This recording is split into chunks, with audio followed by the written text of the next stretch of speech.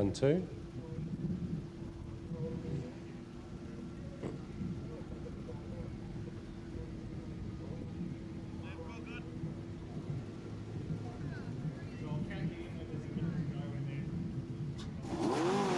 Excellent. So we'll have a bit of a chat to a few of the drivers in a few minutes. So we're going to go live on the live stream. It's good to see that we've got audio trackside. Put your hand up if you can hear me. Thank you.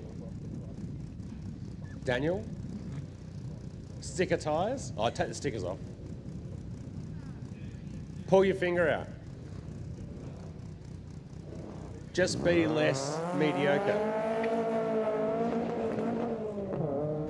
No filter.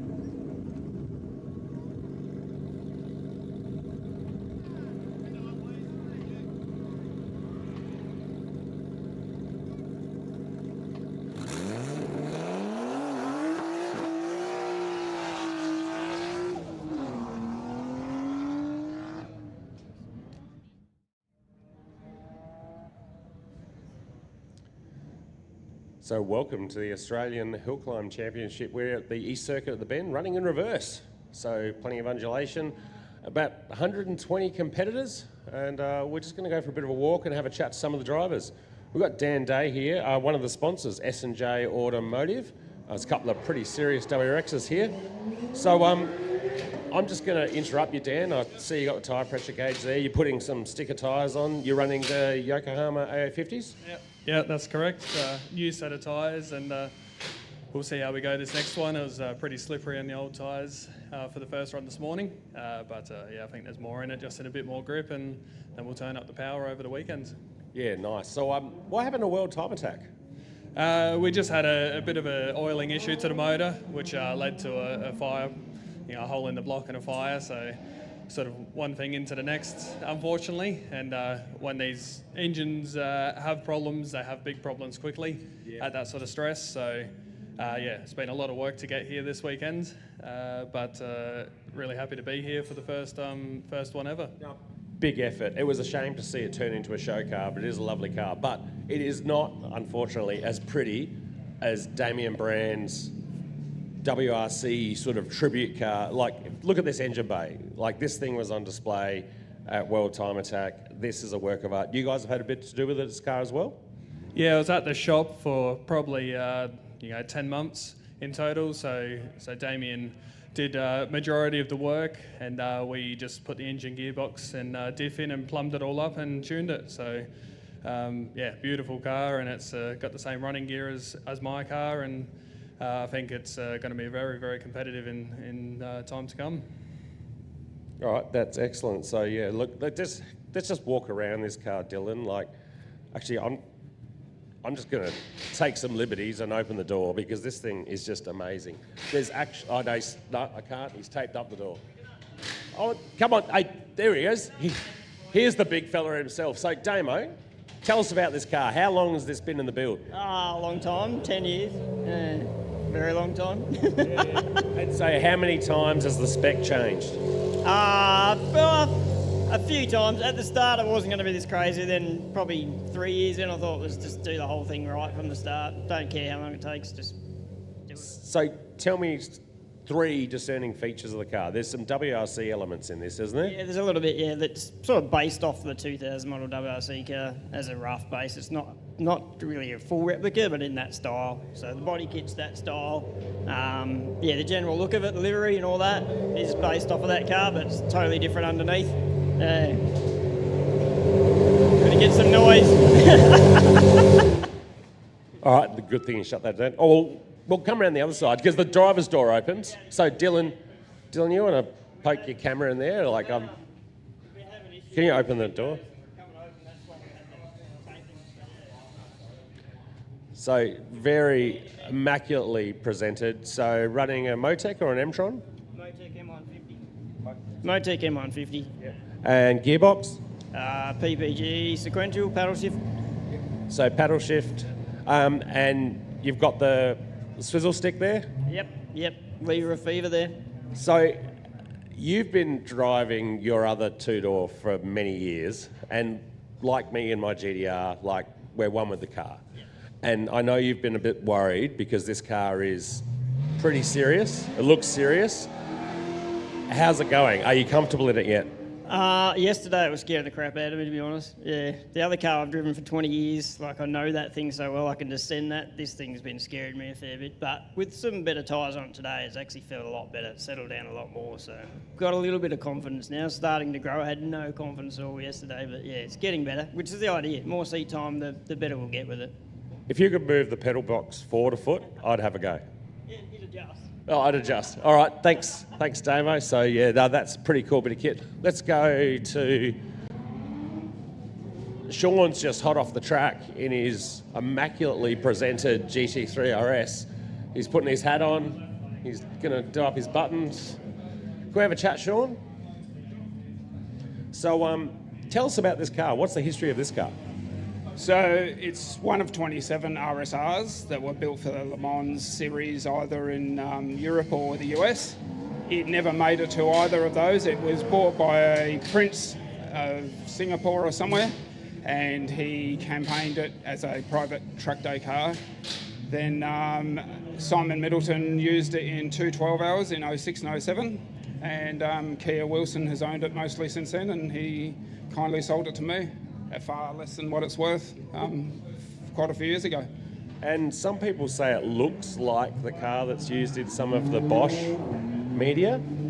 Does it look like the car, or is that the car?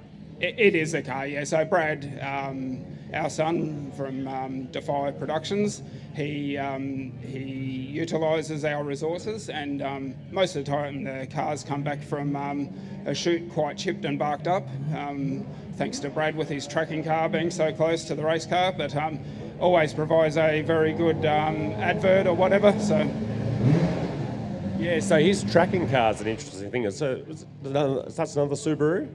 He's had everything from Dan's Forester to his own STIs. He's got a Raptor now, which is a bit more practical, and he actually cares for it. So perhaps he can start caring for our our cars as well.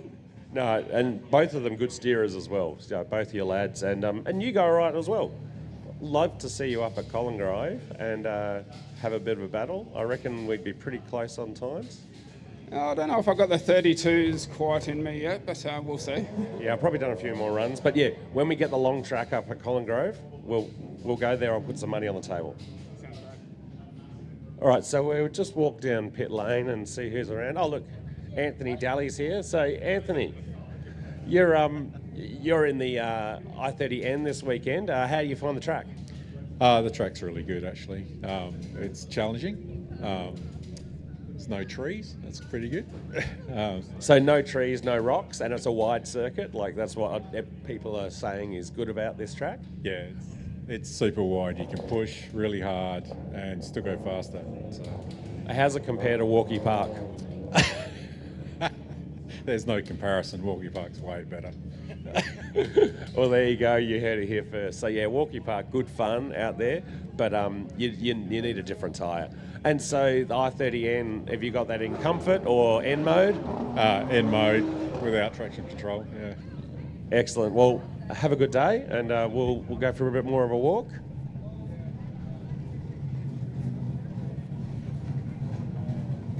So there's great variety. Fletch Bolton LS swapped MX-5. That thing's pretty angry. Another one of our sponsors coming through in the Lotus just behind us. So that's DA Racing and Driver Development. We'll catch up with him in a moment when he pulls into his garage. We've got Mark Haig, Alden Motor Bodies. That thing's got a Rover V8 in it. What a travesty.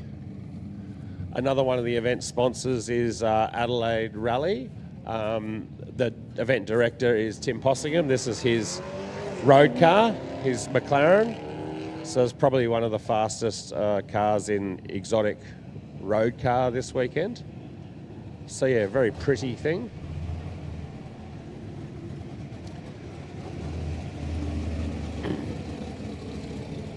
I'll see if we can we go this far? Hopefully the audio is working. So Tanya Langcake, she's one of the committee members. She's one of the committee members of Hillclimb Inc. She's about to go for her run. So Tanya, I know you're just jumping in the car. A lot of effort's gone into this event. How are you feeling today? Really great, really great. There's heaps of grip out there. It's lovely and smooth. Drive on. Hoping to go out and PB again. And how's Bandit going? Really well. Really happy with the car. She's looking Excellent. Well, we'll let you go. So Tanya's been competing for a number of years in a few different cars. Bandit, GC8 WRX, molested with some flared guards, and off she goes. All right, we'll go over and speak to one of our sponsors, DA Racing Developments.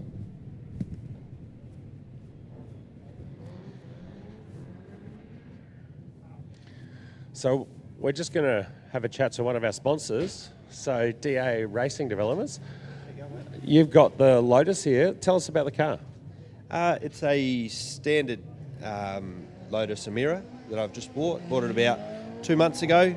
It's standard road car on standard tyres. Just coming out here, giving it a go. Waiting for the rally car to have its new motor built and smash that around. So what's the rally car? Ford Focus RS. Oh, yes, we see that on lots of the tarmac events. Yep.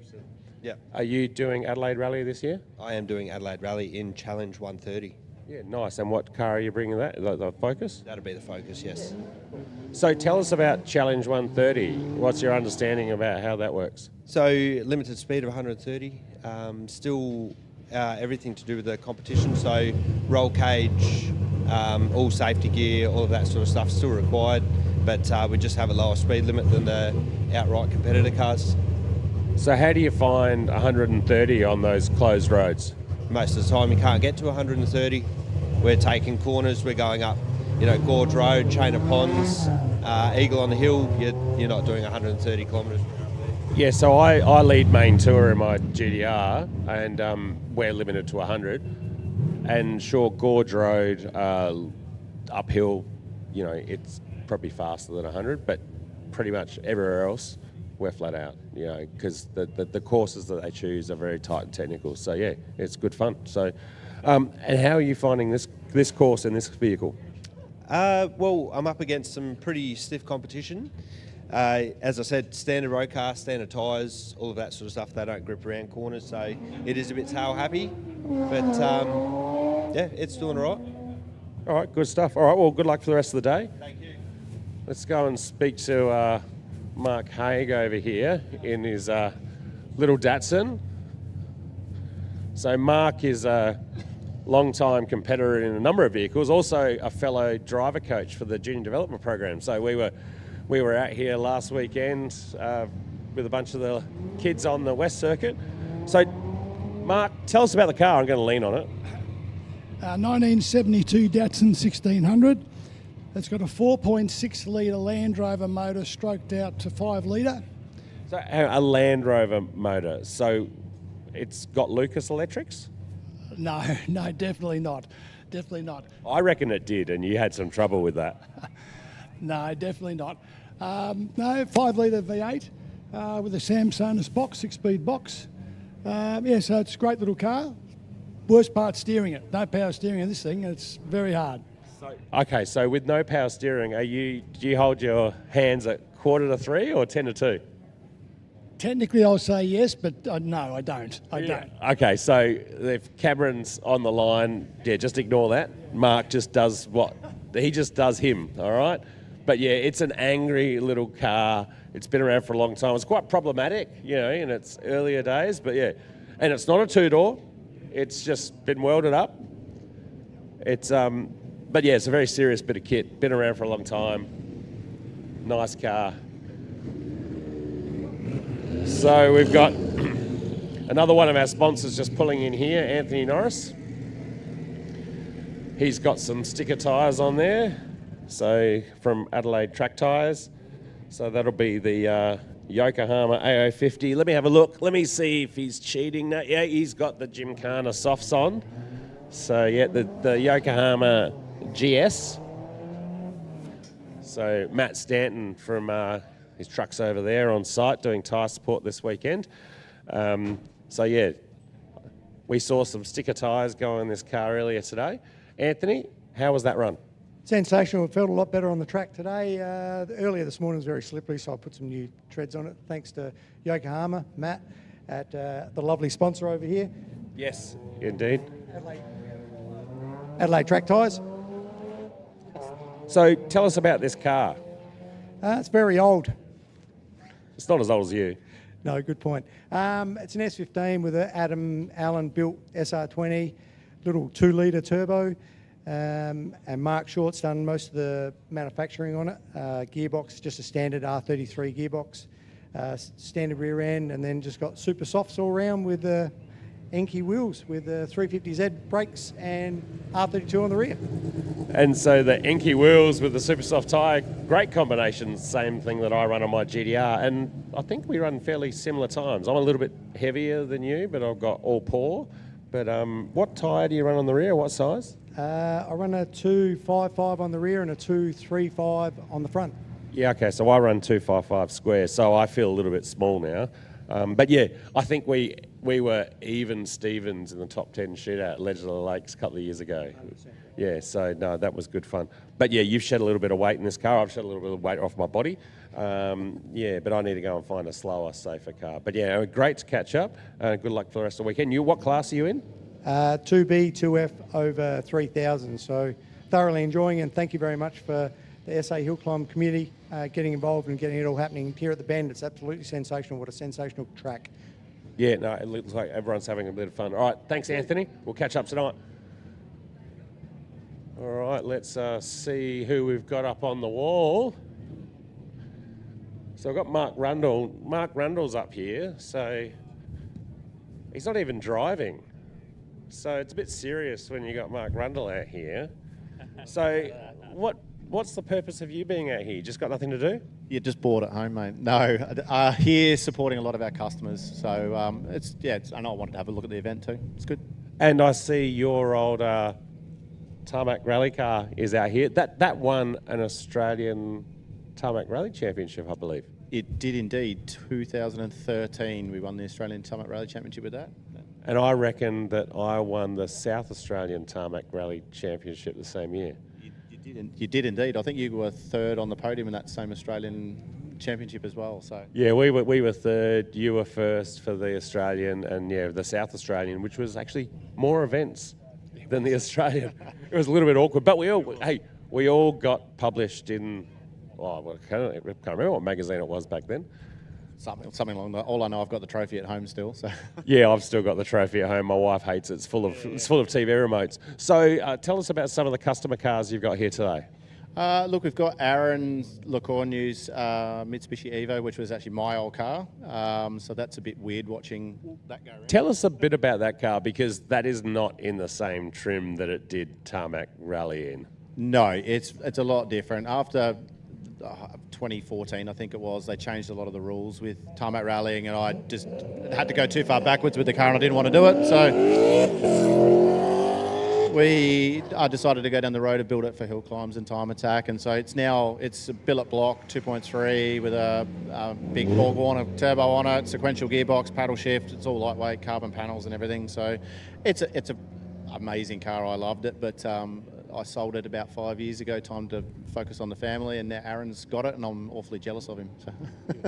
So what ECUs is that? Motec M150. And so boost control, you're running speed control on the turbine or just boost? Everything's via the Motec controls the lot, so it's got all the diff control is done via that as well. It's got Porsche Motorsport ABS. All the gear shift controls all done via the Motec as well. So it's got the whole house of everything. Yeah, no, it's a good thing.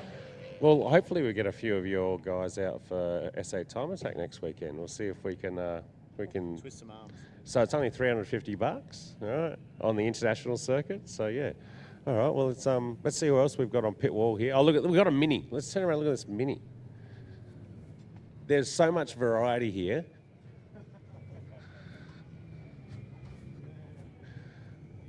Forsu, look at this thing. Mini Cooper, the German version of the Mini, BMW variants. There's plenty of those here. It looks like he's getting a rerun. Must have been a bit of a... just go round. Just go round. You're all right, just go round. All right, so he's off. We didn't get to catch him. Let's see what's on the start line. I'm making Dylan walk around now. It's a little bit random. Can we just poke through there? So variety is the spice of life here. Look at this, VT Commodore. Has it got the fuel flap installed? It does. Yes. VT Commodore with a fuel flap. I would have removed the fuel flap personally. I would have removed the fuel flap. You don't need it. It's just ballast. All right. So yeah, guys from Mount Gambier, Raztec. Look at them go.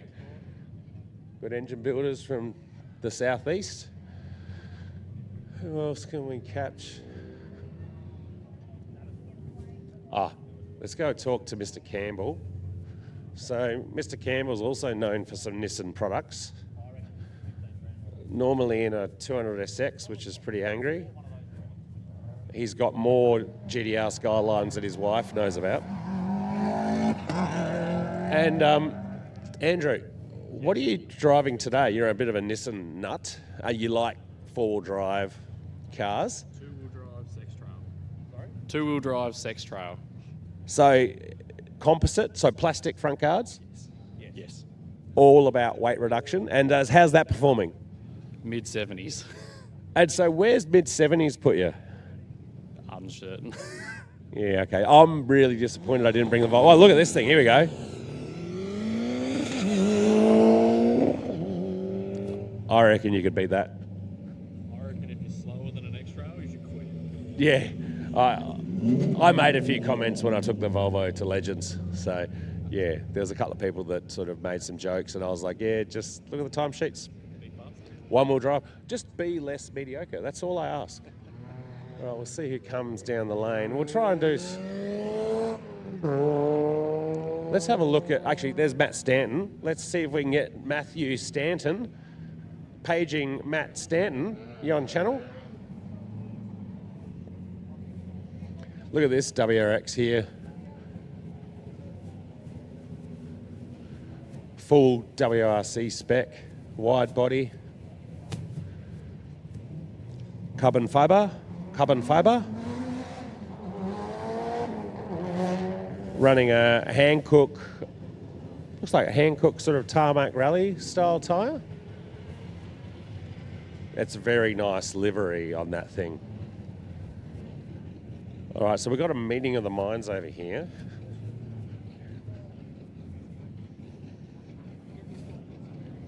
So Norm Goodall, how are you today? Good, mate. So, yeah, come out of the sun. So, Norm Goodall, how long have you been competing in motorsport? Well, I started back in 1963, then had a long break, but I've been competing in this one for 25 years. Yeah, so the car you're driving today is? The Porsche 911 SC, 1978 model. And you've taken that to many venues and many events? Well, yeah, I'm on logbook, I think 9, so it's done a couple of trips around the world. Logbook number 9, that is amazing. I'm dumbfounded. I've never asked that question, but yeah. And at Colin Grove, it's been scrutineered up there 151 times. So you've done a few runs at Colin Grove over the years, and like, you're my marker, right? So you usually run 3 or 4 cars ahead of me at Colin Grove, and except at the end of the day when you have to go get cheese, of course, and then I don't run. But so how does this venue differ to, say, Colin Grove? Well, it's not much of an uphill, but it's bloody good fun. And anywhere you go to a different circuit, is interesting and somewhere else to learn. You know, I get amazed that people say, I'm bored with Malala. And my question is, did you set a PB on your last event? If they haven't set a PB, but they're not really trying. Well, I've been in Malala for many years. It's another great track, and it's actually a really popular test circuit. So even though V8 supercars back in the noughties didn't go there, there was a number of teams that still use it as a test track. So yeah, so every venue is different, and every venue has its its unique elements. Here, like the track is wide, the tarmac is smooth and sticky, and there's also a fair bit of undulation. How about the curbs? Can you use the curbs, or are you staying off the curbs? I'm staying off the curbs at the moment. Oh, sorry. Through the S's, no. I'm using a little bit of curb. No, there's nothing wrong with being a little bit cheeky on the curbs. So, yeah. All right, so we'll go and have a look at this. Little bit of a bromance going on over here. Talk to Matt Stanton. Actually, Matt, do you want to walk towards the truck? Matt, can we have a look at the truck? We'll walk and talk. So, yeah, Dylan, I don't know, he's just going to follow us. So, tell us about... what are the Adelaide track tyres? Yes, that's my new company I've opened up after I sold my other store. Still doing all Yokohama Motorsport tyres, based in Kilkenny, and obviously support as many categories as we can. And so what's the popular tyre for this event? What's the right tyre to be on for this kind of event? Well, most of them are on Yokis, Yokohama, AO50, or even the AO52. Yeah, okay. So tell us the difference between the AO50 and the AO52. So AO52 is more of a street microphone. Oh, yep. It's just obviously a street, almost like a super sprint tyre. Obviously the AO50 is more of a track, designated aggressive, go fast tyre. So the AO52, I've been told, has still got plenty of grip in it. What's the sidewall like compared to the AO50? Oh, not as strong as AO50, but that's out and out race tyre. So it's still a strong sidewall for sprints, but obviously the AO50 is stronger again. And for like this sort of short course work, what compound in the AO50 is the way to go? Soft, definitely soft. Get it in, get down, get your grip and go. Soft. And the good thing about the Yoki is it grips right down to the canvas. It does, correct. Yes, correct. But the old AO48, that used to go off, and it was actually a good race tyre because you had to manage your tyre. Like the Utes used to run it, a few other categories, and you had to manage the tyre over the weekend. The AO50, it's actually not very good for business because they just last for ages, don't they? Correct. Yeah, you're correct. Yep. All right, so thanks very much, and thanks for supporting the event. Thanks for bringing the truck out and helping everyone out. Hopefully people stay off the curbs and don't cut up the tyres, or maybe they'll... Get more tyres. Get more tyres, yeah. So go and see Matt at Adelaide Track Tyres. Thank you. So we've got some minis over here. This might be the test of the limit of the microphone. So we've got... I've got a couple of Adelaide Car Club members over here. Georgie, can you tell us about this Mini? I don't know this Mini, and you're the Mini expert. So I met Georgie through the Adelaide Car Club, through the Women on Track program. You're out here today spectating and supporting Mini people, I guess? I am, yes. Oh, sorry, hi. So whose Mini is this? So this is Daniel Parsons' Mini. So Daniel's my friend and mechanic, and he keeps all of my Minis on the road, which is quite a lot of work. All of your Minis? So how many Minis do you have? 3. So summer, winter racing. Okay. How many dogs do you have? 2. Okay, so you have more Minis than dogs. Okay. And so what's the spec of this Mini? Is it standard or it's got a few things done to it? No, it's had quite a bit of work done to it, and I think it was pretty literally tools down this week and then on the dyno and then out here to race. So I haven't sort of had a chat to Daniel yet about how it's going. I love the colour. Forest green. Should put a Jaguar livery on it, I reckon. British racing green. British racing green. All right, we'll have a chat to Mark Reuter. Mark, do you want to come over here because the microphone doesn't go that far, and Dylan can point at, that's your i20N that you bought for you and your daughter to compete in? Well, mainly for me, but yeah, I'll get Bella to drive it. Well, why didn't you bring the green car out? No, too precious. Too precious. So Mark's well known for his bright green, very subtle Lamborghini. You sort of come back to the motorsport fraternity. What were you racing a few years ago? Yeah, so improved production category for almost 10 years, or a little bit longer than 10 years. And then I had a break, you know, life, family, kids, all that sort of stuff. And now I'm back into it in a standard car. I'm loving it. Just put petrol in it, no spanners. That's what I like about it. So tell us about the i20N and your sort of journey buying it and what you've done to it. Yeah, so completely stock factory except for some wheels and some new tyres. The journey is something because I don't have any room. I can't, you know, put a car on a tow trailer or anything like that. I've only got a small garage at home. So the idea was I want to drive to the track and drive home. So there you go. And I did some research and there weren't a lot of options, but the Hyundai does a great job because it's factory warranty for track use, and I love that. So that car still has a warranty? It still has a warranty, and they promote track use. So you can thrash it all day and it's still under warranty. Yeah, that's amazing. So what tyres and brakes have you got on that? So the tyres they're called Vittora. I think I'm getting that right. They're a brand I haven't really heard from, but the tyre choice was limited because of the size, 215. And yeah, so I had no choice, but yeah, they're working well. Love it. Yeah. Cool beans. And your daughter has been involved with a few of our introduction to motorsport programs with Adelaide Car Club. And how's she been finding it? She's been getting out there, driving and doing some other things in motorsport? Yeah, absolutely. We were here 2 weeks, I think it was 2 weeks ago for the Girls on Track, whatever you call it, test day or practice day or whatever you want to call it. And she loved it. Yeah, she loved it. And she wants to do more.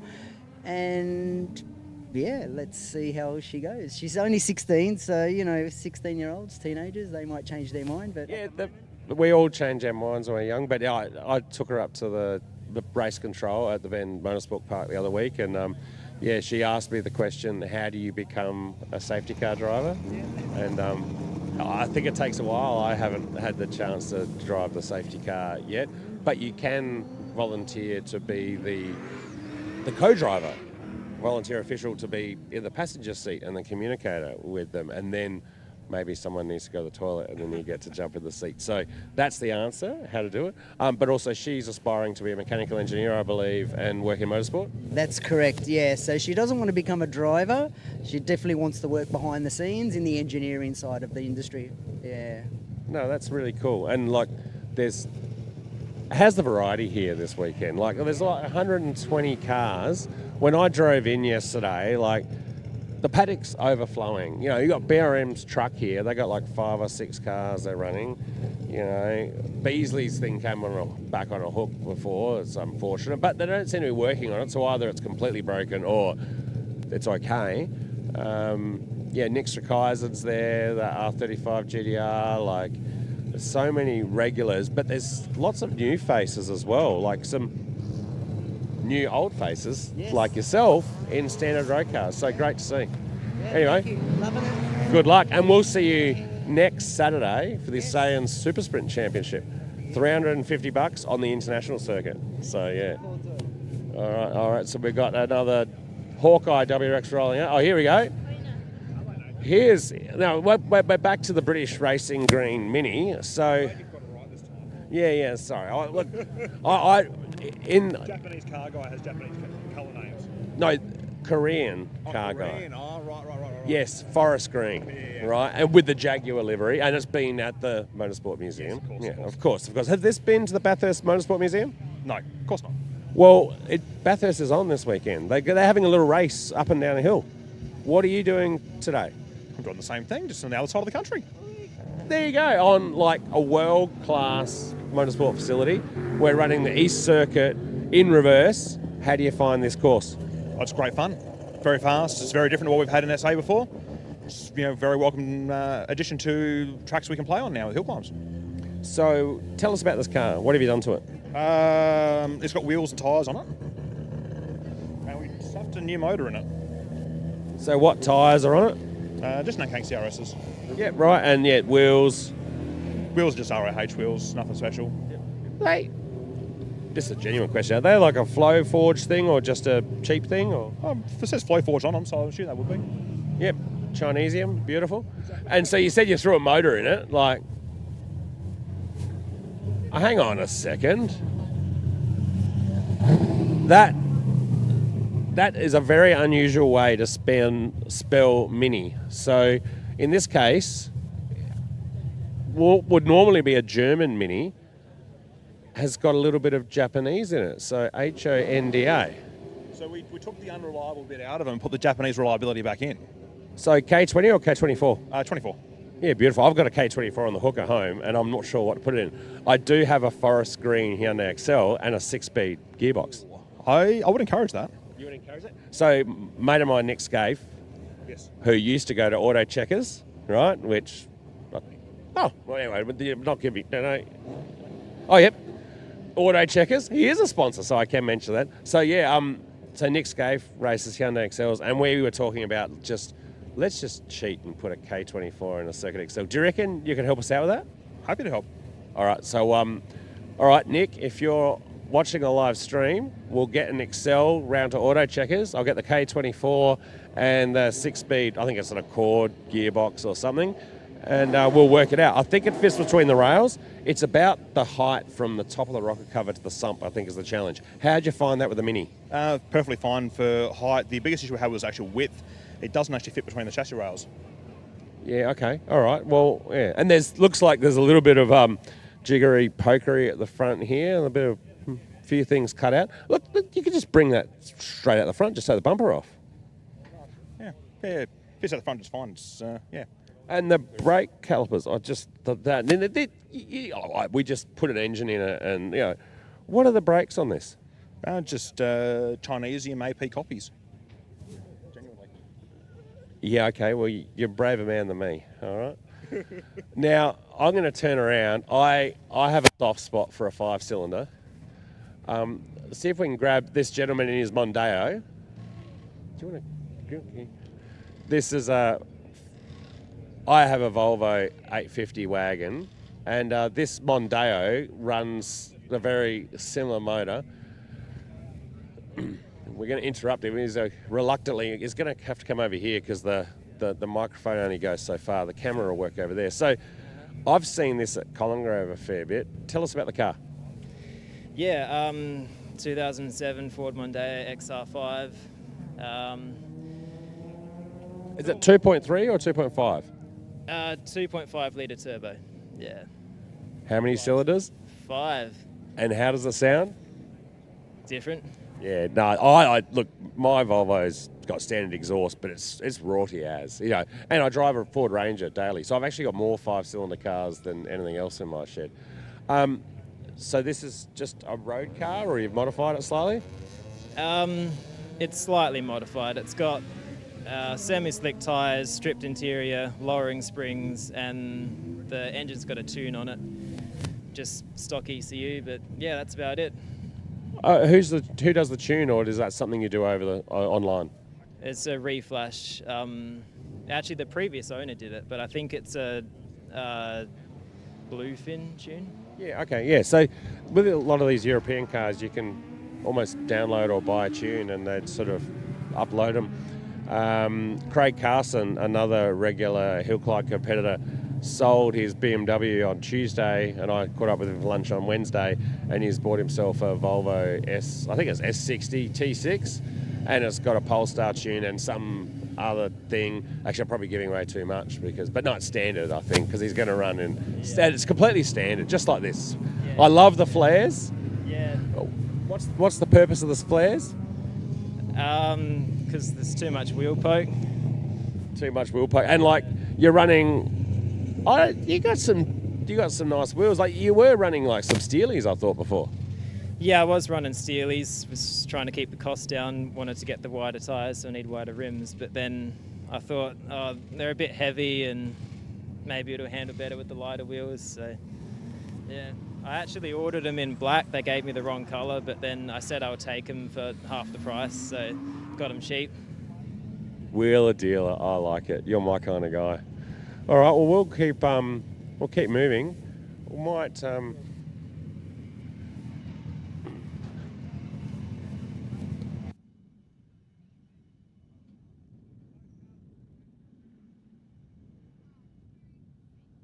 back over to this McLaren. So we're on the live stream, and we're talking to some of the sponsors of this event, and I believe you've got a little bit to do with Adelaide Rally. So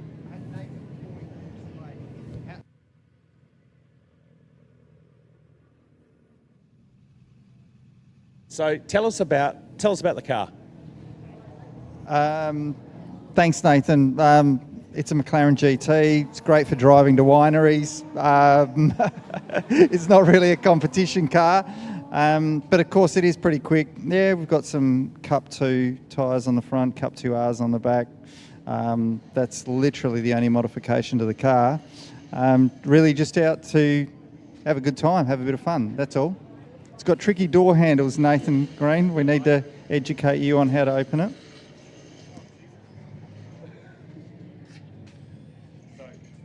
It's kind of got Lambo doors. It doesn't really work well in a garage, does it? Like I saw this in a garage at Mallala, and it's quite awkward to get in and out up against the fence. Well, I don't have a problem with it, Nathan. You just got to be in peak physical condition like me. Of course, it's a complete and utter joke. One of the sponsors of the event. Tell us about Adelaide Rally. How many cars? Yeah, sponsoring the event here today. Obviously, the Adelaide Rally stickers on all the cars, and we wanted to support the Australian Hillclimb Championships. The guys that are the local guys running the event today. Great event, and of course wanted to be part of that. Wanted everyone here to understand what we're doing with the Adelaide Rally. 30 stages, 3 days, 450 cars this year. We're actually up at 480 cars in the Adelaide Rally. There's lots of different categories in the Adelaide Rally, like touring categories, speed limited competition, right up to your outright 200k an hour competition. So events going from strength to strength, and many of the people here today that are taking part in this Australian Hillclimb Championship event are also entered in the Adelaide Rally, coming up shortly, November 21 to 23. Yeah, just proud to support this event today, and at the same time want to be involved in events that we see our audience or our market involved in as well. And even myself, great to be involved in an event like this today and be around some of those people. So you're here in a McLaren, dressed relatively smart. Normally I see you in a smarter jacket, so I'm a little bit disappointed. But let's get back to your roots. Where did you start in motorsport? Nathan, you're hijacking. I think you're hijacking the live stream here. Look, I started racing when I was 16 years old in a Leyland Mini that I got given when I was 15 years old. Both my parents raced cars. They both did hill climb championships and things like that out at Colin Grove and elsewhere. And that sparked my interest. And I held what was a CAMS licence back then for some... several decades, and did a lot of sprints and hill climbs. Fell in love with Tarmac Rally, did a bit of circuit racing. Actually haven't done much for probably about 4 or 5 years, and then decided I'd get back into it now. So your recent circuit racing, what was the last 2 cars you raced circuit racing? I completely feel like I'm being hijacked, Nathan. Yeah, Circuit Excel. Jumped back in one of those to have a bit of a run around, and that was certainly a great experience. You know, I love the community around, what I saw of the community around the Circuit Excel category. Just did one race a couple of months ago at Mallala, and just to sort of get back into it, and that was great fun. Looking forward to doing the Circuit Excel Enduro coming up here at the Bend as well. So, yeah, and then might get back in a cup car or something again, which I had several years ago. See what happens. But yeah, I'm enjoying playing around with Circuit Excels.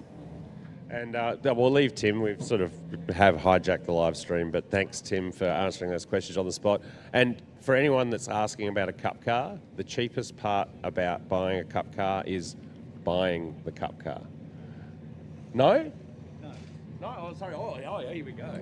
No, well, my experience was the Cup car was just did everything right, nothing broke, and I thought the parts were actually fairly cheap. Yeah, well, that was my with a 9971, an older Cup car, but yeah, I thought it was a good thing. Anyway, I'll leave you to it, Nate. Thanks, mate.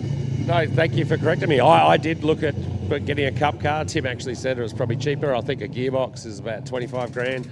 Look, if you got a Skyline and you go and build an aftermarket box, then you're probably up for 20, 25. Anyway, let's go for a walk down to the chute, and we'll probably wrap this up soon. Let's go see the Goon show. He's standing here observing the start line. Might be pushing a little bit to speak to one of the officials, but certainly one of the key proponents to getting this event off the ground. Yes, we have his attention. So definitely a popular driver, also a popular guy around the caravan park. Plenty of people stopping past his cabin to have a chat to Mick Argoon. So we'll only go up to the wall because we want to be safe. So everybody on the live stream, welcome to the Good Show. Don't pick on me. No. So tell us what's your role today?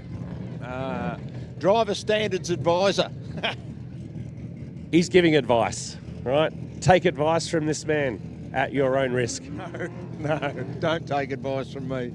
And so, what have you been driving? The what? The tow car. The tow car. Has the tow car seen much? Oh, actually, no. Let's have a look at this thing coming on the start line. Dylan, tell us about this car. Why? That is a genuine GT Falcon, Neil Oatway. He's had it for a long time. He bought it brand new.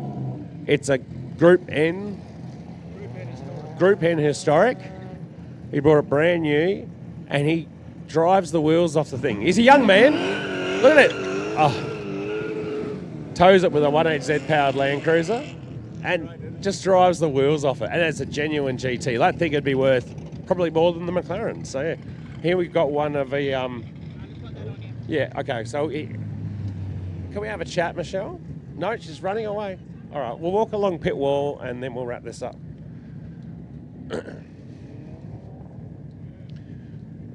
We'll have a chat to these guys standing on the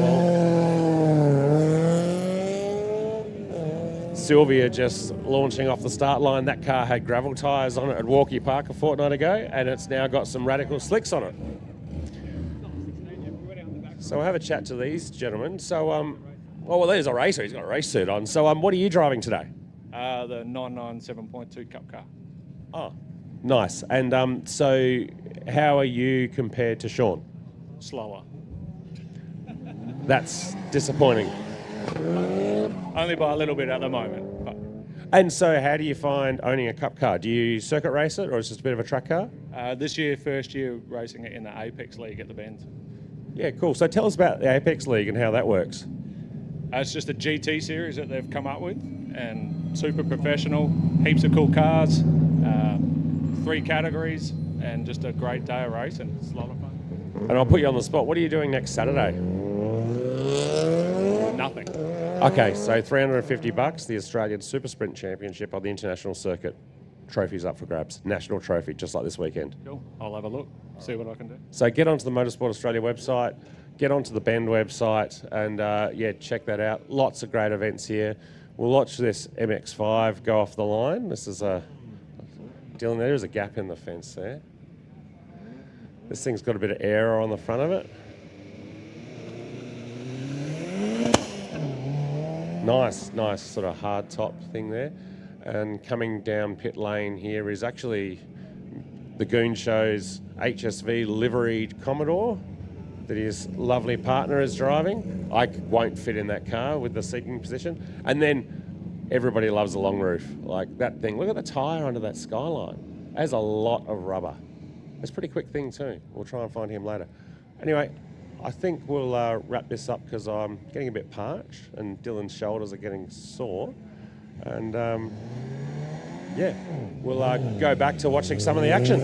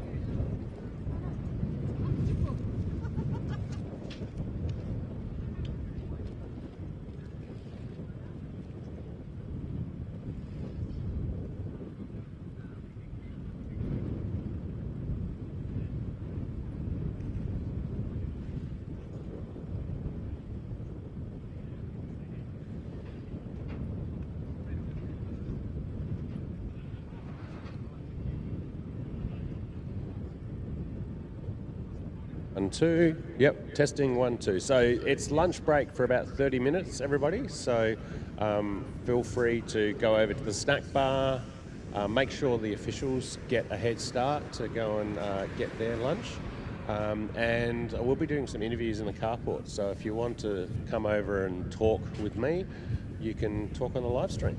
So yeah, we'll wait until so we are live on the live stream. It's lunch break here at the Australian Hillclimb Championship. My name's Nathan Green Dog Green from Scuderia Verde, just a little bit of a motorsport side hustle, and thought we'd walk around and talk to some drivers. So Julian Newton, saloon car racer, yes. What are you driving today? Driving an Evo 9 RS. Started as a rally car. Actually started as a slightly different rally car, and in the Adelaide Rally had a few issues a few years ago, and so I've rebuilt that and rebuilt it from scratch. It's a lovely car, going reasonably well today around here. Had a good practice day yesterday, and I must say that the whole concept of this, when we kind of looked at it being a hill climb, we thought, okay, but someone said, well, it only has to finish higher than it starts, and it is a magic hill climb. And I've got to say, call it what you like, it's a wonderful track, and we're having a lot of fun here. Excellent, and there is plenty of undulation. So we use this track in a similar configuration for the Tarmac Junior Development Program. We've got a couple of the Tarmac JDP guys over here with the Lotus, so might just turn around. So 2023 graduates of the Tarmac Junior Development Program here. Might get you to come around this side of this lovely blue number. So I'll get you to introduce yourselves and tell us what you're driving today. Hello, I'm Jackson Sullivan. I did the JDP program, and I'm driving a Hyundai XL, the white one today. And my name's Magnus Paul. I'm 17, and I'm also driving a Hyundai XL. So, how are you going for times today? Not bad. So this is my first day here, really. So last time I was actually here was in the JDP, so it's good to be back. Times aren't doing too bad. I think I did like a 68. Yeah, pretty happy with that. Yeah, it's quite tough actually. So we missed Friday's practice because we were busy prepping the cars and whatnot. So yeah, I'm still sitting in the 68s with Jackson, so hopefully I can keep up with him. No, excellent. So a bit of rivalry there. So how long have you guys been racing in the Circuit Excel series proper? So properly, this is my second season. I missed round 1 last year, so round 2 I started. Yeah, honestly, it's great. It's awesome. JDP was a really good actual start for me to get into it. It helped me actually develop my skills. It got me new connections. My driver coach today is still the same one which taught me at the JDP, so that was great. Who was that? Mitchell McGarry. Yeah, that's the same with me. So, well, this is actually my first season, so it's my debut season. And yeah, the amount of like knowledge and skill I've learned through the JDP and also through the Circuit Excel series is just, yeah. If someone told me like 2 years ago, like all of the stuff that I've learned through JDP, like, I would have been mind blown.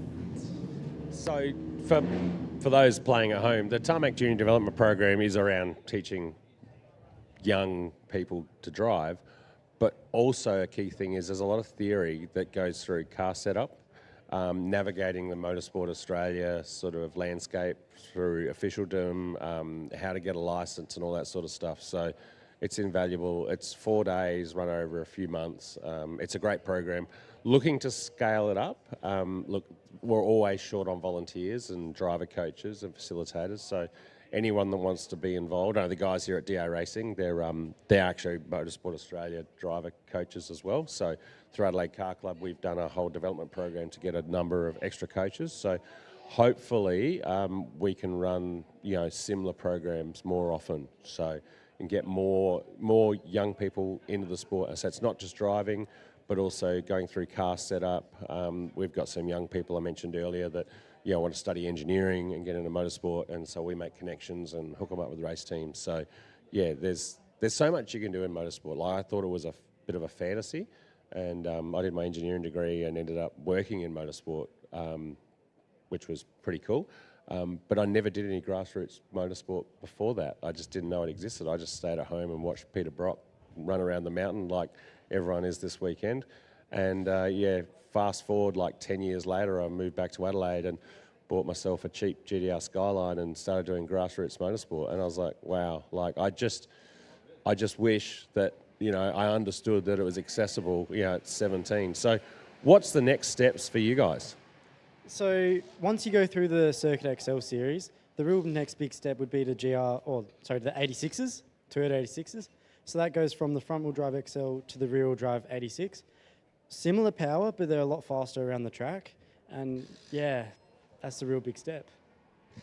Yeah, I would also say from JDP doing the Mish's XL Star Search. So that will give you a full season drive in the Circuit XL series. And then from there, you can also do the Destiny series program, which will give you a drive in the 86 series. So yeah, 86 series is definitely the next step up from XLs. Or you can also go to RX8s, which are like also a great series. So yeah. No, excellent. All right, thanks for that. There's some great insights into like how you can take some steps into motorsport. We've got a couple of our officials over here. Thanks, guys.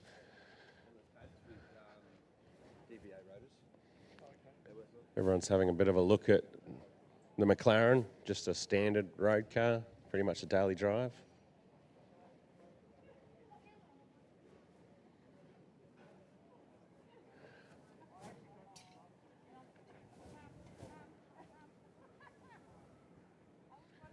So we spoke to Tanya briefly. We accosted her while she was, yeah, you know, you think it's all right? We can save it. So we accosted you in the driver's seat earlier.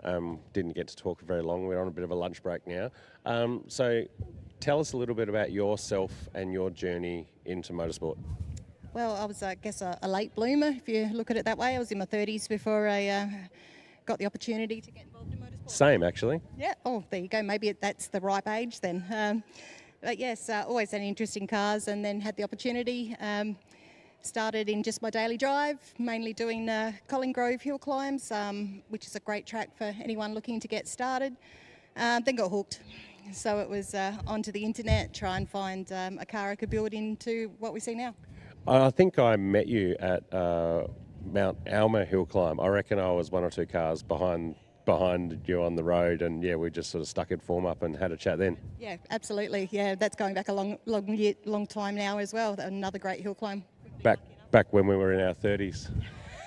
Shh, don't give too much away. No, that's it. And we go to the same gym, by the way. So, so tell us about Bandit.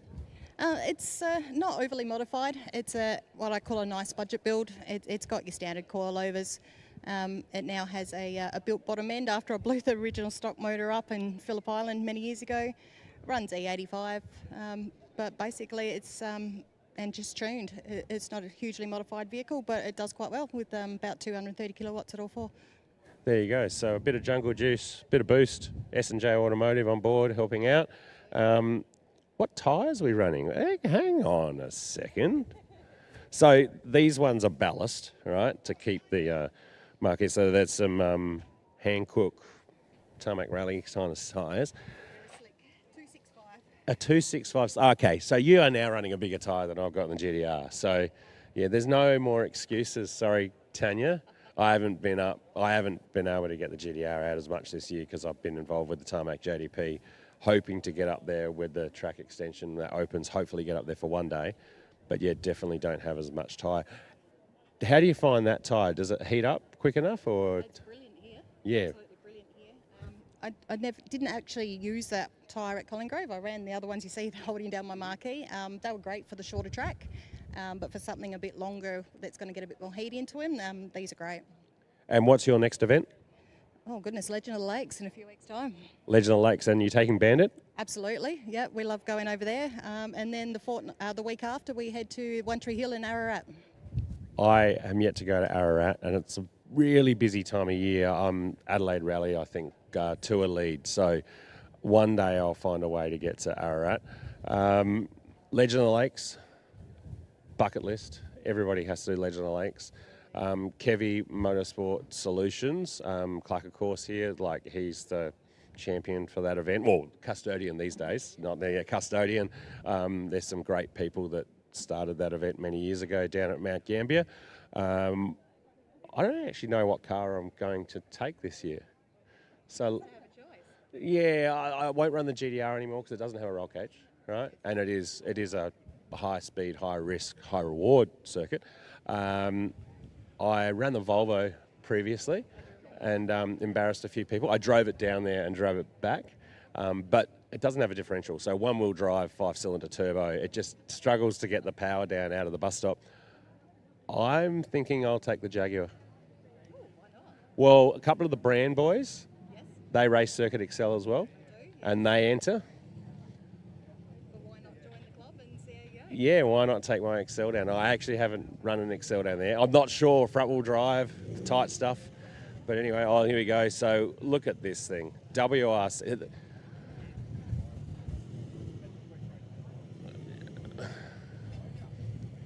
Yep, he's just going to hit the bin. Whoop, whoop, whoop. Yep, come back forward. Yep. Beautiful, beautiful. No, so what have we got on there? The speed line. This is perfect. Love the livery. Very much in sort of Tarmac Rally spec. Just got to climb out of the car. National spec roll cage here. Yeah, good. Can we have a bit of a chat and talk about the car? Look, especially with a gentleman with the race suit. Look at that. Fantastic. So, Hayden, let's come around here. Don't trip over the gear. Yeah, don't trip over the gear. All the gear, and I'm sure plenty of idea. So, tell us about this car and then tell us a bit about yourself. Okay, the car was actually owned by a friend of mine as an Australian delivered two-door STI. He wanted to turn it into a world rally car, 2 young kids and a wife that wasn't really happy about that. So he sold it to me on the proviso that we continued his idea of turning it into a world rally car tribute. So I've done as much of the work to make it look like a tribute as I can. It's got the correct guards, it's got the correct bumpers. I've had the dash flocked. It is, of course, right-hand drive instead of left-hand drive. But the running gear is basically all still stock Subaru. It's all Subaru drivetrain, Subaru turbo, Subaru everything, done by S&Js. And so what do you do with the car? This Hillclimbs at the moment, it's kind of a split between a sort of a show car and an enjoyment car, but I'm not going to set the world alight with it because I can't afford to replace it. So therefore I'd rather come out, drive it 9/10 and take it home again on the trailer. No, it's a pretty smart move. So inside, I just want to have a look at so you flock the dash. Yeah, nice. It's got the correct carbon fibre for the binnacle, and it's got a head-up display, not the old ProDrive one, but a newer one, a Motec. Period correct belts, period correct seats. I've tried to replicate all of the navigator's footrest and everything as per the original, but the piece de resistance is in the boot. Okay. So we're going to have to move the camera around to the boot. So because it's a full wide body, there's no filler cap on it, so you have to have an in-tank boot like the factory cars. And this one came from This is from Mad Dat in Mount Barker. I see the MDR logo there. Really nice machine part. Speedline wheels, very much period correct. Decent brakes, not Chinese AP racing brakes like we saw on another vehicle. I'll say road registered? Sorry? Road registered? I've taken the plates off for this event. It looks better for the photographs. Yeah, done. Excellent, excellent. And what's your next outing in this car? I'm going to miss Legends, unfortunately. I was down there last year. Kev very kindly invited me down to do laps with spectators and stuff, promotional laps. I can't get the time off of work this year, so something next year. Whatever, Car Club Hillclimbs, whatever. How about you come out to the international circuit next Saturday, $350. So there's a national title on them. It's tempting. It's tempting. Yeah, so $350, the Australian Super Sprint Championship. They'll get 4 to 6 sessions on the international, and best time of the day gets the trophy. Yeah, there's only one problem with the internationals. I get lost. It's so long. Oh no, that's the GT circuit. Yeah, so you need a navigator. You need a navigator for the GT circuit. Yeah, the international's not too bad. Just that's the one the supercars run. So it's the medium-sized track. There's a lot of configurations out here. How do you find this one, East Circuit Reverse? This is actually much better than I thought it was going to be. I thought it was going to be quite boring, just a few straights and all of the rest, but it's really, really technical, especially with the chicane chucked in there, and it really gives you a workout. And I think everybody is increasing, they're getting faster and faster and faster as they get an understanding of how quick you can actually push. It's a really fast section of track. Have you done the East Circuit as a full circuit? Yes, I have. It's my favourite configuration. There are so many corners. I run a Hyundai Excel, and I can stay on the back of some standard GC8 WRXs because we can use the curbs and carry the mid-corner speed. So yeah, what sort of times do you do on the East Circuit as a circuit? I've never done it consistently in the same cars. This car has never done the East Circuit. Other cars are, I couldn't remember off the top of my head, sorry. I'm not that competitive. No. All good, but yeah, lots of configurations out here at the Bend. Great venue.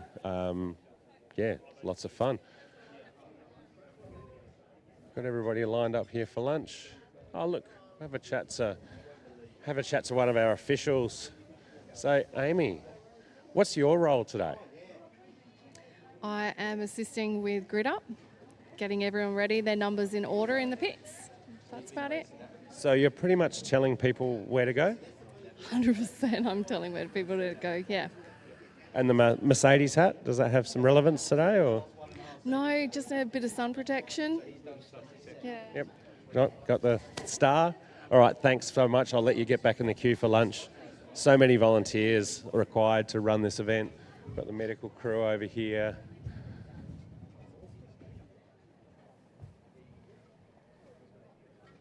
Look at this limo, variety bash car. Got some Steelies on this one, some mud tyres, some thing on the back, a siren, and Spider-Man and cable tyres. That's Motorsport.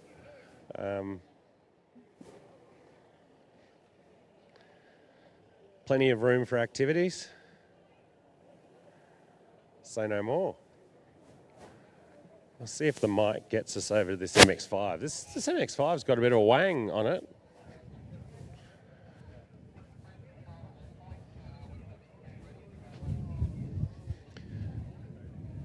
Well, there's a bit of a flashback.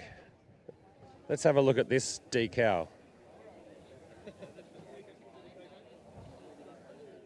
The Mitsubishi Galant Evo Club. So they were the previous custodians of SA Time Attack. I'm very proud to have tried to bring that brand back to South Australia. Are you the driver and owner of this MX-5? It's got quite a wang on it. If we could maybe have a bit of a chat about the car. Got the Autosport sticker there, so one of the sponsors, Autosport. So tell us about the car. I used to have an Evo and it was too expensive to put on the track, so I bought an MX-5 and it's probably cost me more than the Evo. But so what tyres are you running on this one? they're pretty old AR1 Nankangs, 245, 15-inch rims. Turbo, 1.8 litre, about 220 kilowatts. Okay, that's pretty impressive amount of power. How much does it weigh, you think? It's about 1,000 kilos. Yeah, right. So similar to a Circuit XL, but about 4 times the power. So it should be about 4 times as fast. So the wang, that helps, does it? Yeah, definitely. With and without the wang, I know what Mallet are. It's about 4 seconds difference. Yeah, right. That's amazing. And the hardtop, that's certainly makes it look a bit safer. Yeah, Lightyear in Melbourne make them, and it's about 6 kilos for the roof and the boot. So out of Melbourne, pretty thin fiberglass, but yeah, it takes a lot of weight out of the car. Yeah, so the rag top, you just leave that at home and you take all that out? Don't have one, sold it years ago. Yeah, most people throw razor blades through them, so yeah. Wide front guards, or you just space that out? It's pushed out to fit the wheels. And the front air dam, what's the origin of that? Just trying to balance out the rear wing. Needs a bit more front grip with the size of the rear wing, so built that out of ply, following what a lot of guys in America do, and just, yeah, going on with it. Works pretty well. Yep, wood is good. It works. It's a composite material after all. So what else have we got here? So the brakes, what have we got in the way of brakes? There's a guy in America called Brofab who makes a brake kit for these, and they're just a really big 11.75 by 1 inch disc, about as big as you can fit under the wheel. Yeah, right. There's a lot of brake to fit under a 15-inch wheel. And 245 tyres square? Yep, front and rear. That's a lot of tyre on a little car. So, and how are you going this weekend? A bit slow, just struggling to keep the back end under me. Keeps wanting to step out, but it's good fun. Oh, cool beans. All right, well, really love this thing. That's a lot of tyre on a little car. I'm going to go over and talk to a couple of guys that drove some very similar cars to each other. They both have very different form factors. So the older I get, the faster I was, I think, comes to mind when talking to Mr. Wallace and Mark Ruder. Tell us about the improved production car that you guys had that was similar. So I had a Mazda 808 or RX3 with a BP 1.8 litre turbo engine in it, and did a lot of racing around Australia. And then Sean from Boostworks built pretty much a sister car to that, which Mark then bought and was really successful. Both cars were successful, had multiple lap records around Australia, and but we're old has-beens now, so we just cruise around and tell people how quick we used to be. Yeah, Mark Ruder was telling me you had some lap records, and I thought you had the lap records, but then maybe I got confused. So what lap records did you hold, or do you hold? I briefly had one at Phillip Island. I briefly had it at Winton. We had it at you had it at Malala first, and I think then me second. Was there another one? Winton. Yeah, so I had Malala, Winton, Sandown, Phillip Island for a short bit, Bathurst for about 2 laps till Ray Hislop took it back. Yeah, I had a Hillclimb record in it, so there's a few about. No, very good. And so, Anthony, what are you driving today? A Mini that's sitting in the car park that's not running today. Broken drive shaft or broken turbo. Schedule E, excuses, all right? If you ever need to understand anything in the Motorsport Australia landscape when it comes to excuses, this is your man. So when are you getting a car out next? I'll be running next weekend at a circuit sprint at the Bend here, which will actually be my first sort of laps around the track here, so it'll be interesting to see how I go. And so what car are you going to run at the Australian Super Sprint Championship? I am borrowing Heather Parker's Mini, so you always drive a car harder when it's not yours, so I figured I'd take someone else's. So I have been tempted to lend the keys to my GDR to Mr. Wallace, but I know I'll be embarrassed. So, yeah. No, thanks for your time, and we'll see you next Saturday. And thanks, Mark. And you guys just keep telling each other how good you used to be. Yeah. All right, so we'll wrap this up. We're going to get back on track soon. So just for people in the paddock, how long have we got till we're back on track? About 3 to 5 minutes. All right, so yeah, if you're car number 1, so put your skid lid on and head over to form up. Thanks, everyone.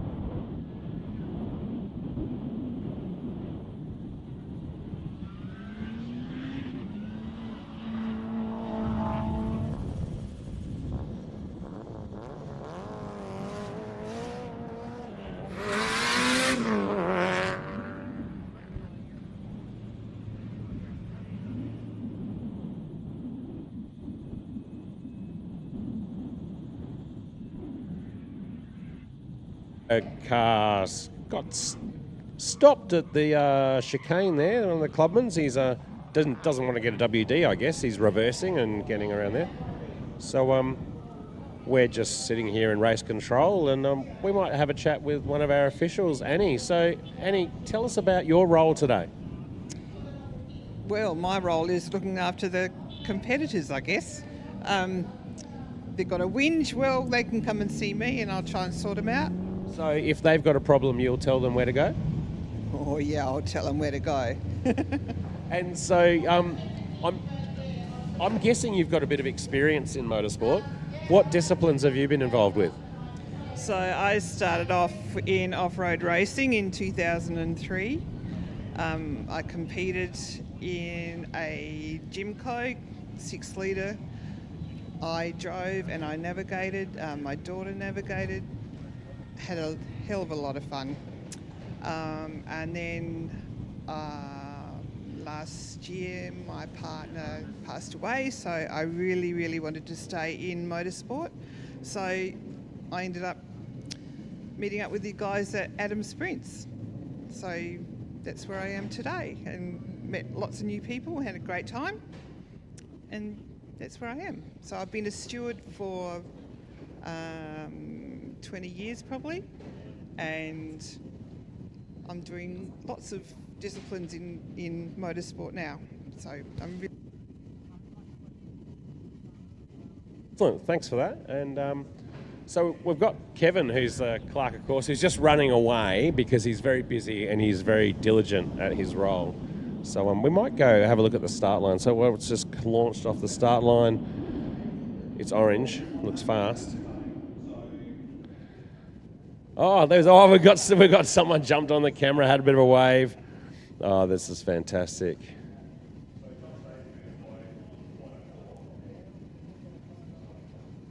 It's coming through the chicane. And it's a fast right-hander. Nissan Silvia off the line, SR20.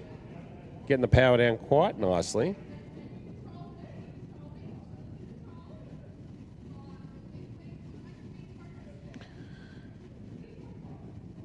Coming around turn 2 into the chicane. Let's see how the Nissan Silvia gets through the chicane. Very nice, very neat. Doesn't hit the pins. Now we've got an EV launching off the line.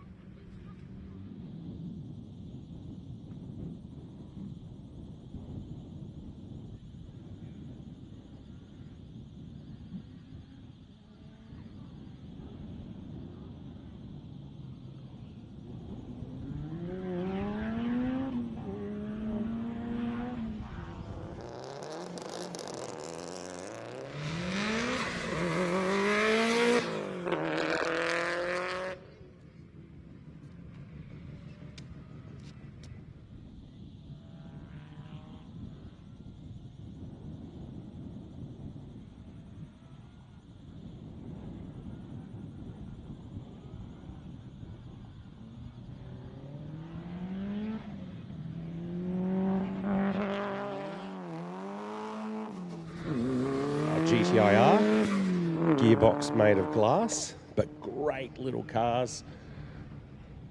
SR20 four-wheel drive, referred to as the baby Godzilla. We see him at Legend of the Lakes quite regularly. Coming into the chicane, he'll come in pretty late. He's pretty good on the brakes here. Neat, stays away from the pins. Beautiful. Then we've got Tanya Lancake on the line. Off she goes in Bandit. We had a good chat to her before, so if you want to find out about her motorsport career, like me, she started driving in her 30s. And yeah, there's a bit of an interview we had with her at lunch. She has good work. She's gone right out to the outside of the track. A lot of people just cutting a little bit tight there. Like, there's a lot of bitumen out here. It's a nice wide track. They should be using all of it. Yeah, nice, neat run out of the chicane. Another GC8. Gone are the days you can get a GC8 for 5K.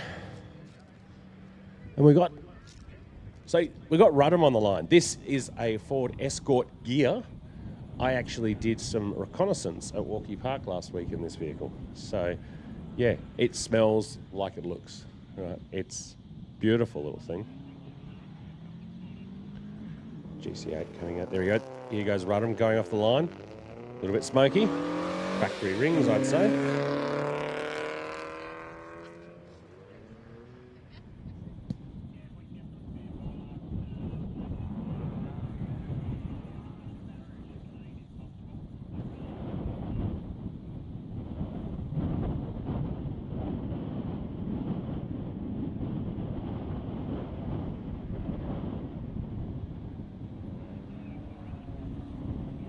So we're just seeing Rudham get through the chicane, and then we cut to Jessica.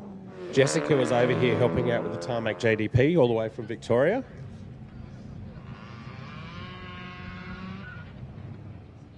Now we've got the Circuit Excel drivers. Oh, there's Jessica going through the left-hander. Not only is she participating in the Tarmac JDP, she's also been helping out, preparing the cars and putting the cars away. So they've been coming across here about 2-3 weeks in a row, her and her mum helping out with the JDP, so it's fantastic. Magnus Paul off the line in the Circuit Excel. So 2023 Tarmac JDP graduate. And Jackson Sullivan's on the line, another 2023 Tarmac JDP graduate. These things absolutely love the circuit. It's a shame that they can't climb over the curbs. We do have bollards or T-tops out on the track to keep them off the curbs because the sawtooth curb is in reverse and would likely cut up some tyres. But if you get rewarded using the curbs here, an Excel pretty much has 2 inches of rubber on the racing surface. The rest of the car is in the air or over the grass. So just holding Jackson Sullivan on the line. Right, there, off he goes.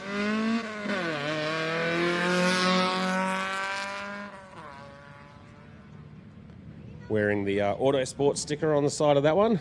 One of our event sponsors, sponsoring the door cards. Thanks to Simon and Gav from Autosport. Also, Simon, I'm waiting for a new hoodie. Mine's getting a little bit faded, but it gets plenty of wear. Nice and neat. Probably left a little bit on the table there. I reckon I'm going to go have a chat to him. He can go a bit skinnier on the chicane. Now, Jeff Varden in this Datsun 1200. So what engine's in it? Naturally aspirated S2000 engine. This thing revs. It's all about revs. And where is the engine? It's pretty much under the dashboard. So to change the spark plugs, he takes it home, puts it on the hoist, and drops the engine and gearbox. But he's got a jig, and he gets it done in about an hour or so. So lifts the wheel, love it. Soft rear end to get the drive. Oh, here's this Evo 10. Come over from Canberra, Victoria, I believe. Does a lot of tarmac rally in that car. So theoretically should be very quick at the chicane. Yeah, nice, doesn't touch anything. Good drive out of the corner. Look at this Civic. I love a big wang. Don't know if it's bigger or smaller than Gav Ward's wang, Gavin Ward's not here this weekend. It's more of a circuit car. He'll be here at the Australian Super Sprint Championships featuring SA Time Attack next weekend in a very similar Civic.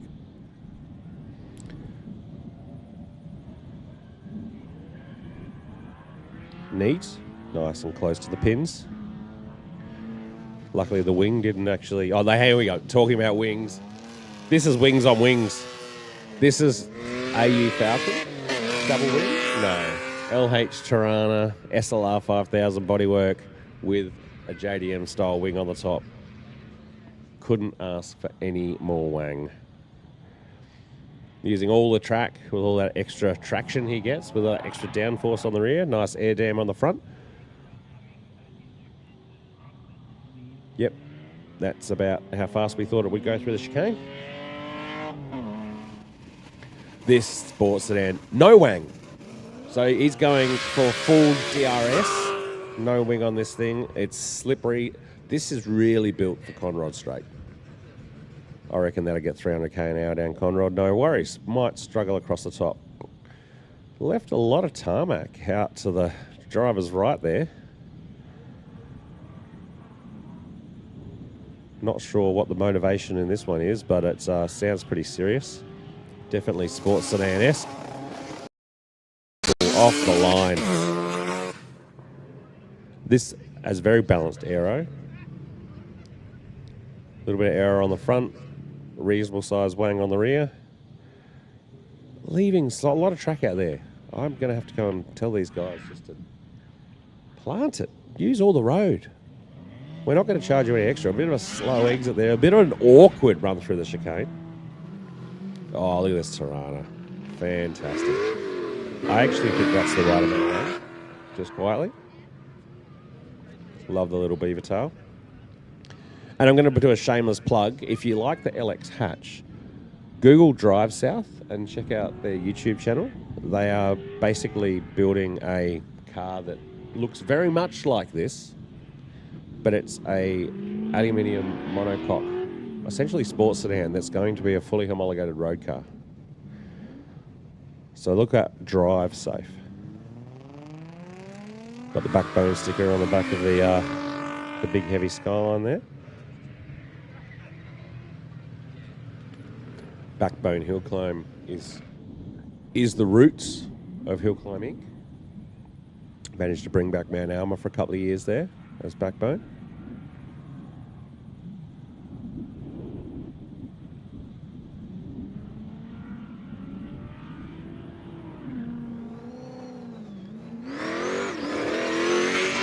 Big BT Commodore supercar style thing.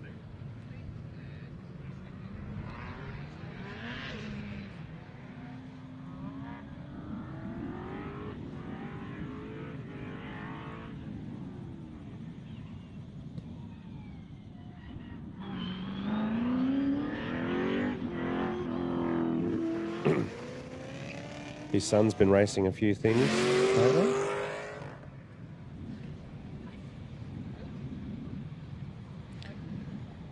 Peter Sendy fully sending it in the big green Commodore. We regularly see Mr. Sendy eyes get a little bit sideways. Regularly see Sendy on the Hillclimb scene up Colin Grove. Always good for a couple of frothies at the end of a Hillclimb weekend. And great sponsor of the sport too. Heafy. I don't think this is Alan Heafy, but it is an Evo. And I've just got the message that my Euros is on the hot plate. So everyone get down there and support the Variety Club and get some food. I'll be enjoying my Euros shortly. Oh, Heafy's on it here. Nice Tommy Mac themed thing. Nice run through the chicane. And Datsun 1600s. What is it with Datsun 1600s and welding up the back doors? You know, we've got a couple of them here this weekend. Mark Haig, we spoke to him earlier, and he's got his Rover V8 or Land Rover V8 in his.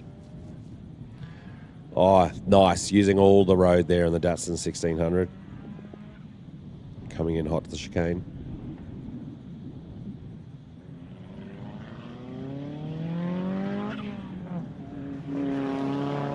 The mighty VL Commodore Rock Tribute livery. perfect for a Bathurst weekend.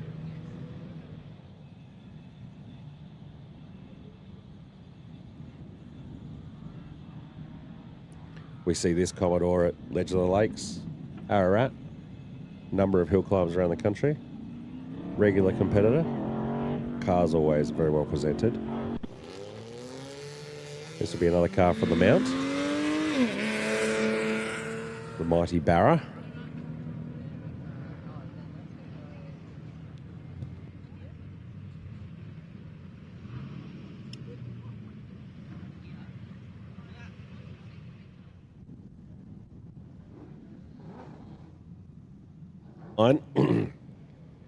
In the Suzuki Swift.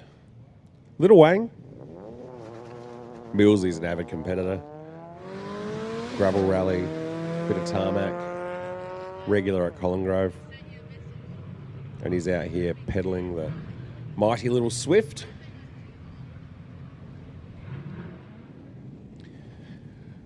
All right, so we've got Hector rolling up to the start line in the Civic with a boot full of Betamax. It's actually Philip Mock running his 3J improved production under 1600.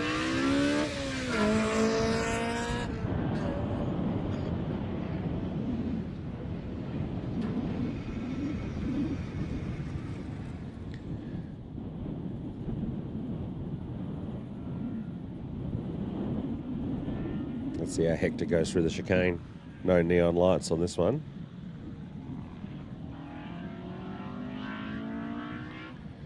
So next on the line we've got Warren Heath in the Ford Laser. It's not a Carla Sampati, unfortunately. Does anybody know the discerning feature of a Carla Sampati Laser? It's actually the carpet. Carla Sampati specified the carpet should not scuff the leather of a lady's shoe. It's quite good for the chicane there, the little Laser. Ah, the Renault.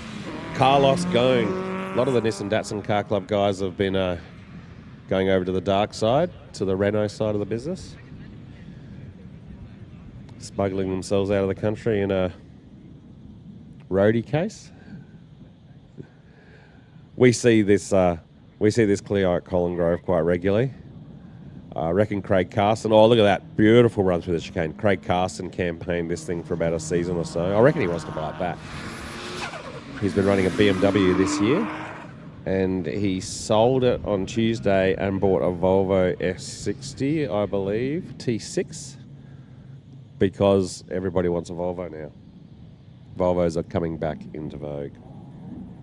All right, well, we're going to leave you here with the R31 Skyline on the track.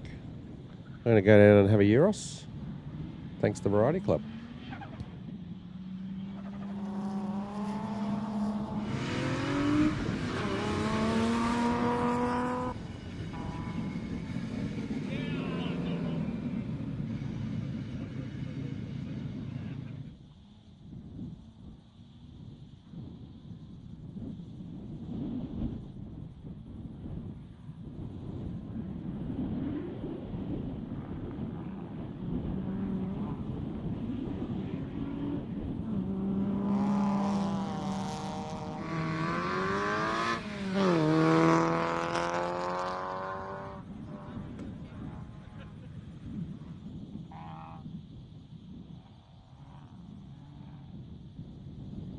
Big thank you to Nathan Scuderia Verde Green for his commentary and interview services throughout the day. I'll take over briefly while he goes and gets that well-earned Euros. And we're following the Mini Cooper S of Rick Yates. And he'll be followed by Will Wauchope in the GR Yaris. So Will is another one who's a regular competitor in local grassroots motorsport. You can see this car sporting stickers from the Adelaide Rally. Also someone who regularly competes with a lot of success at other local hill climbs. Will is running in the improved production 2 to 3 litre class in the Yaris. This car probably one of the best performance vehicles sold in the last 20 or 30 years. Next up on the line, Kirsty Smith in the mighty C4 Chevy Corvette. American V8 power. This car really regularly campaigned all throughout the state. at events like this. You'll see it at places like Backbone, Hillclimb and Legend of the Lakes. Car often shared between Kirsty and I believe it's a partner that also drives the Black Bitch, as the number plate points out.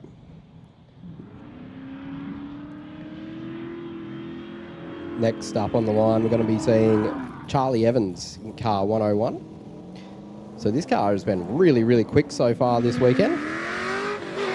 Charlie has been our quickest junior competitor by quite a length. This particular Commodore running in the 3 litre to 6 litre improved production class. Looks like a bit of an issue out of first couple of turns there. It's got it under control. Charlie, nice wide entry into the chicane. Big Commodore sort of leaning its way through there. Very low to the ground, that car, but he's managed to get his way through there quite well. Next one on the line is David Angel with the LX A9X Tirana. Beautifully presented car. Landhouse Barossa Valley Wines, one of our sponsors here today. Massive thank you to that business and all of the great businesses for coming on board. It is, of course, the SupaService Tyre and Auto Motorsport Australia Australian Hillclimb Championship here at Shell V-Power Motorsport Park in Tailem Bend. We've got cars from all over Australia competing here today.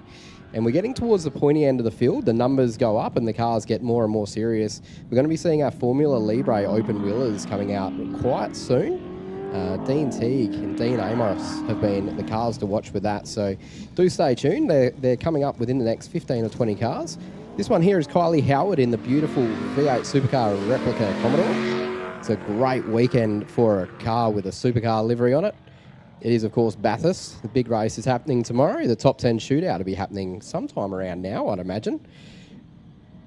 But don't adjust the dial because we're watching Kylie Howard in the retro Mark Scaife-styled Holden Commodore. Chuck it into the chicane here. And if you've not done too many of these chicanes, it is actually quite a difficult thing to navigate properly. You wouldn't enter it as wide as you might expect because it will completely throw your line off. It's all about maximising the exit speed out of them. Luke Day in the R31 Skyline wagon is going to be our next one off the start line. So this is a car we see quite a lot at Adams Prince events, which is another Hillclimb SA Motorsport Service Solutions event. Has a lot of fun, gets it out pretty sideways sometimes, does Luke Day, and it's always a lot of fun to watch. Luke chucks it in. We'll see if he can get the wiggle right. And that is not too bad. A little bit of wiper action. Big, strong launch there from, I believe that's Emma Branham in a Subaru GD STI. Beautiful zooming shot from our cameraman down at the chicane, Dylan. Shout out to Dylan and the Streamcraft Media guys for putting on this live stream, helping bring the Australian Hillclimb Championship to the world. Neat little navigation through our chicane from Emma there. And she is another one who regularly competes at local events, including those Adams Sprints that I was just touching on. Now, talking about stalwarts of South Australian motorsport, Neil Oatway in the mighty I believe it's an XY Falcon. We see this car all the time. It's been competing at Legends of the Lakes for, I think, the whole 20 years.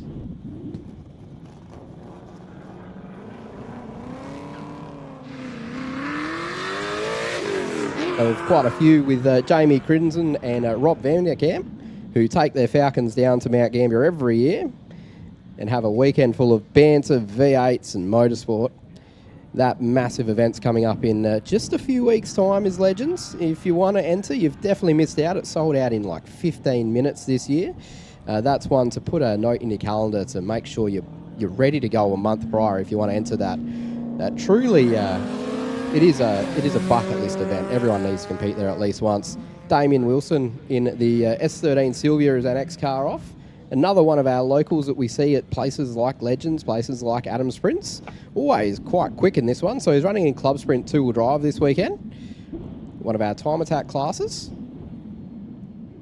Wilson, that's nice and quick through the chicane. That's how it's done. He'll carry that speed up through. And the speed out of there is really important. Ashley Blanchard now in Revo. That speed out of the chicane is really important because the next few corners is actually pretty well flat out. You'll be hitting, the upper echelons of fourth gear. But if you don't carry speed on the way out of the chicane, you are already way behind and you never actually get a chance to catch it back. So this is probably one of the most pivotal parts of the track. Now, we've got the chicane there because, of course, we are running the East Circuit backwards. And there's a flag post just off of that point, where if we were hitting that at the top speed of what we actually should be, you would get yourself in quite a lot of trouble with a brake failure. So we've got the chicane there for safety, but what it actually does is add an incredible challenge to the drivers. We run these pretty often at Adam Sprint's events, and it's something that takes a lot of refinement to get right. You can tell the drivers that do those events from how they're navigating this, or the similar rally events around Australia. That was beautifully done there. I believe that's Reese McIntosh. Stanley Gong in the Evo that just dispatched that one beautifully. Christopher Proven is up next. Open two-wheel drive time attack class in this Mazda MX-5. Green Dog did have a quick chat to Chris earlier on. We had a bit of a look around this car. Big wang, as Nathan rightly points out. Some big brakes and some nice 245 sticky tyres. Chris using all of that aero to navigate his way around the chicane. And we're getting into our serious cars now. So this is Aaron Lecornu in the Time Attack Open 4-wheel drive Mitsubishi Evo.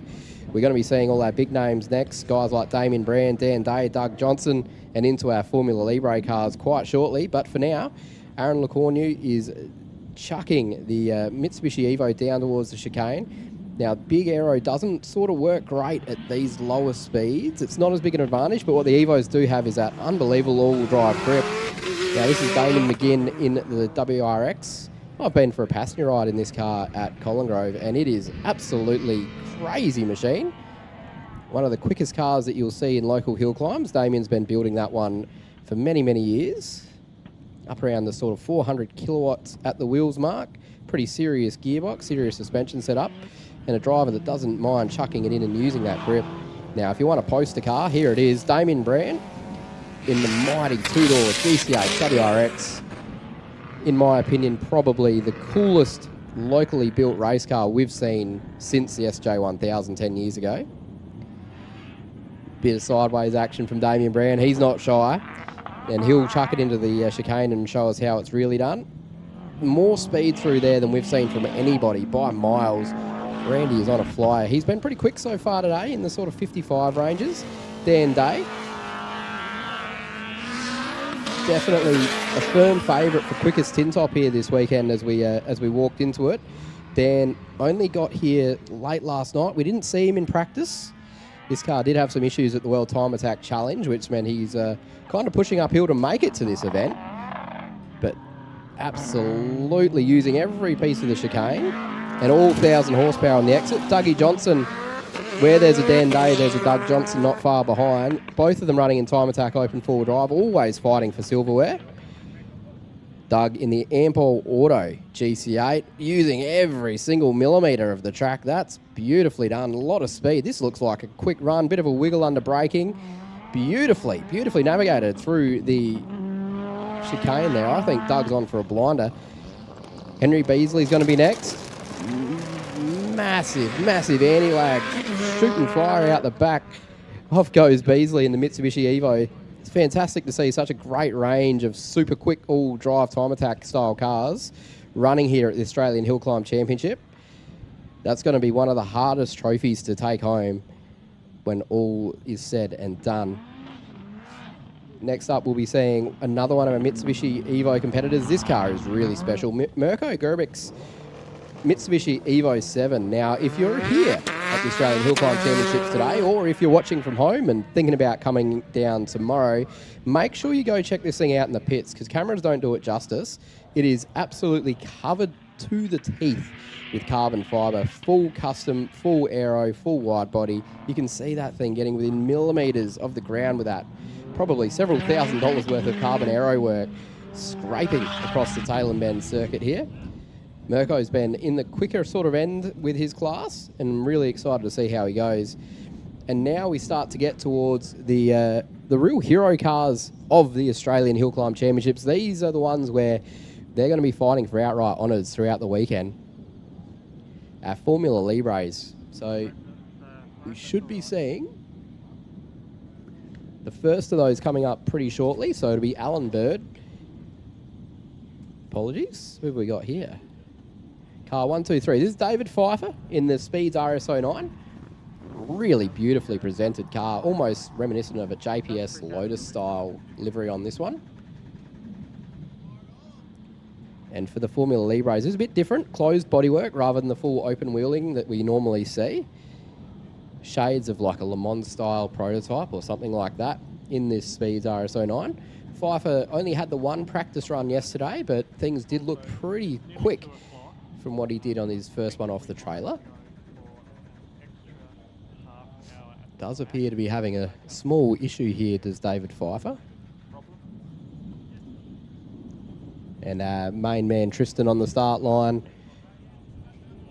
putting in the hard work of removing that car for now. So a bit of a mechanical issue, it appears, for the RS09. Now, don't go anywhere, because up next we do have probably 4 of the quickest cars you'll see, not just here today, but at any hill climb anywhere in Australia, and definitely in the argument for around the world. We're going to be seeing David Whiteside in the Boss really shortly. Dean Amos in the beautiful Gould GR55B. Dean Teague will be coming up in the Empire. And Warwick Hutchinson will be the last car we see in the OMS 28.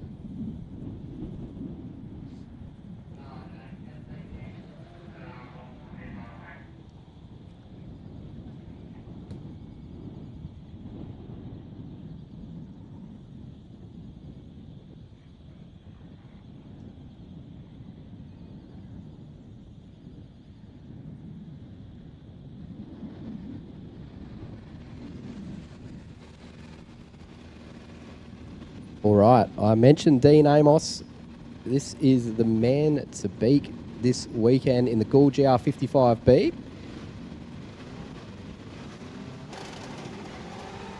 A little bit of a rattle and a shake from that error on the front as that Gould launches off the line. Amos has been super fast so far. Definitely the guy to beat. I think we've seen a 45-second run from him. What a serious piece of kit this is. Absolutely beautifully navigated through the chicane. That thing is going to be on a flyer here. And his biggest competitor here this weekend will be the next one we're going to see, Dean Teague. Now, this is another car where if you get a chance, have a really good look at this thing in the pits. It is awesome. Absolutely covered to the teeth with Star Wars livery. So I believe it's like a custom designed airbrush type of thing or some type of vinyl wrap. But it is head to toe with every generation of Star Wars character. Awesome of Dean to sort of celebrate that series and decorate his car in such a way that so many people can relate to. And it just looks absolutely $1 million. It is a starfighter of its own right. Teague looking like he's on a quick run here, heading down to the chicane. Little bit of a squeak and a squirm, and he weaves his way through that. As we cut to one of our very last cars we're going to see this session. It's going to be Warwick Hutchinson I'm expecting to see pull up here in car 127. Now this is a OMS 28 in the Formula Libre 2-litre and over class. Now typically the Formula Libres we'll see at local events will be motorbike engined, superbike engined. Some of these cars have some really interesting powertrains from Cosworth and all sorts of crazy stuff to propel these custom-built cars to the top of a hill as quickly as humanly possible. Warwick Hutchinson will be the last car of this batch, apart from David Whiteside, who's pulling up now in the big open single-seater. So Hutchinson, very neat through the chicane, and you can tell these guys that do a lot of this level competition because their driving is absolutely impeccable. Now the boss of Whiteside is on the way. This car has had some special modifications ready for this event. It's built typically for shorter, narrower hill climb circuits, not something quite so wide and so fast as we are here at the Bend. So Whiteside's given the car a flat floor, changed some gearing and adjusted how this car is set up to really maximise the chances here.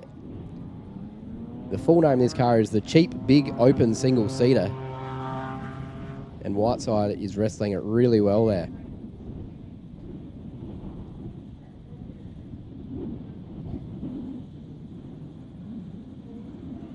Now, it looks like that's going to be the last car of this bracket. We'll likely be seeing car number 1 shortly. We just need to quickly remove the RS09 from the warm-up area, and we'll be back with you live as soon as we can.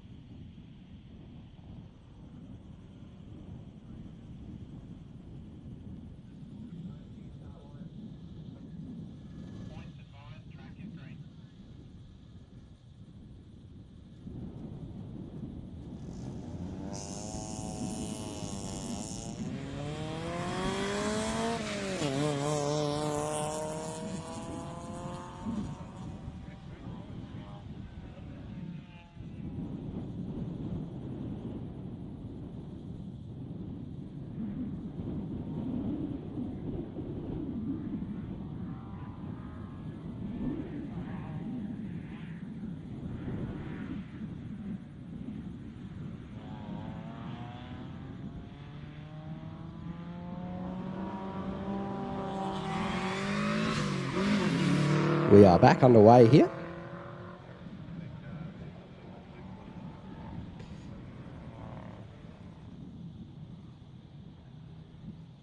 So this is Kobe Juice, son of Shannon, who is one of our major sponsors here, the SupaService Tyre and Auto team.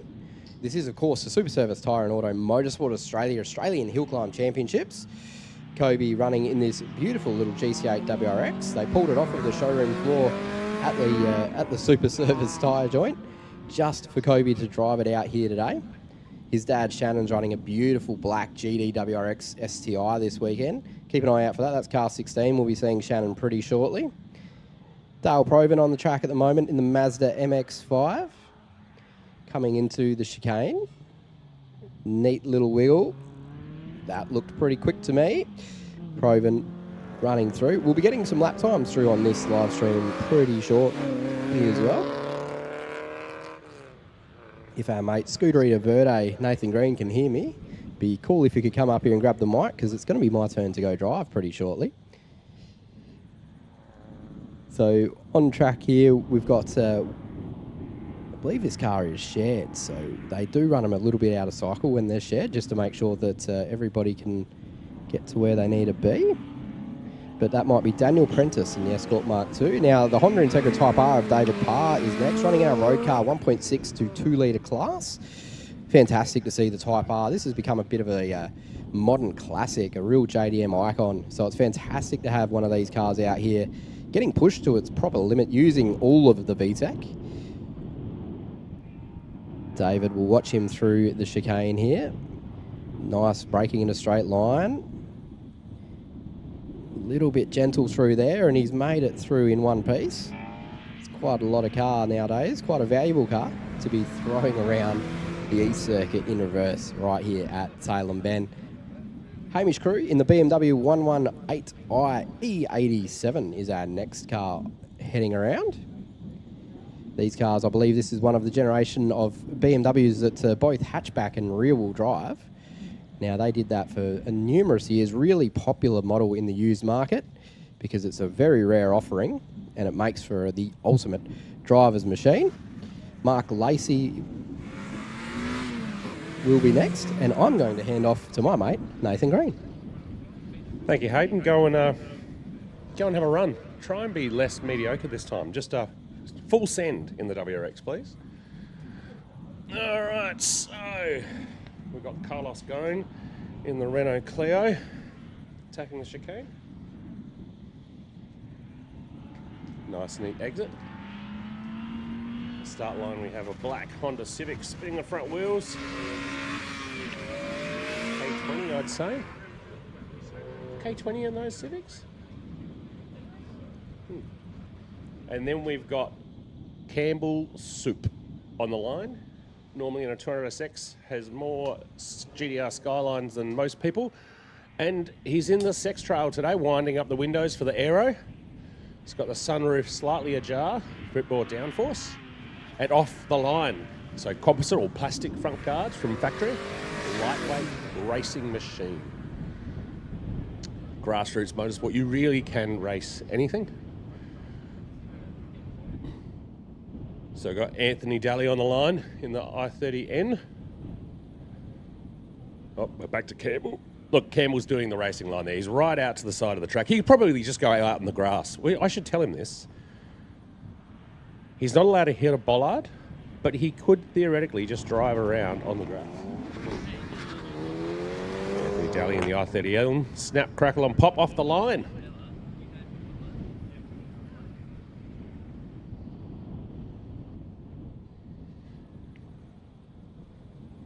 Nice. Anthony using all the road there. Full ABS into the chicane. Excellent exit to the chicane. He's on a flyer. Chris Hortop in the Porsche Cayman. It's the Boxster for men. Mid-engine.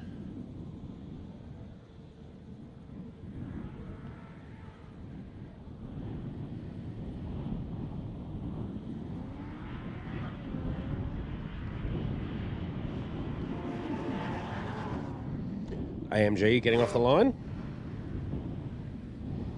And we got Greg Keane rolling up to the start line in the GT4 RS. Now this is a serious porker, this one. Looking good, yellow, black stripes.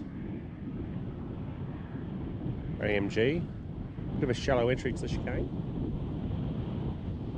Turbo 4 drive Mercedes.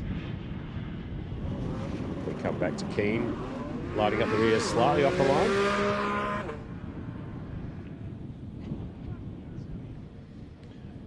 Now we've got another N.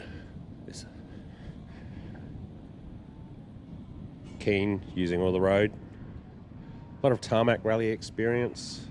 Keen hill climber. Has a few toys.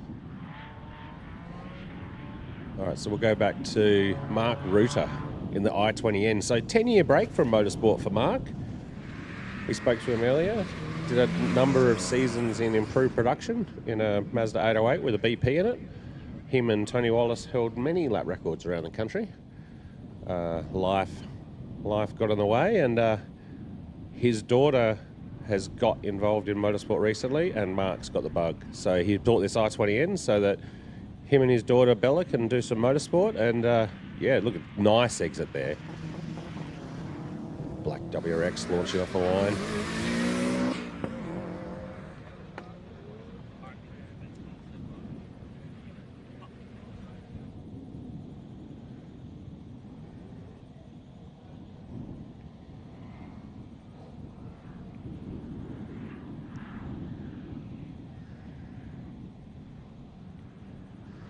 Nice exits the chicane. Commodore launching off the line. Not much wheel spin, pretty good launch.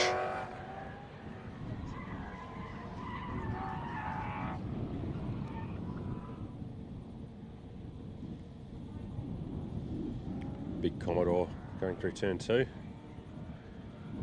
Now next on the line, we've got Brodie Wagner. So another Tarmac Junior Development Program graduate. Actually did the program back when we were on the Mitzi test track back in the day.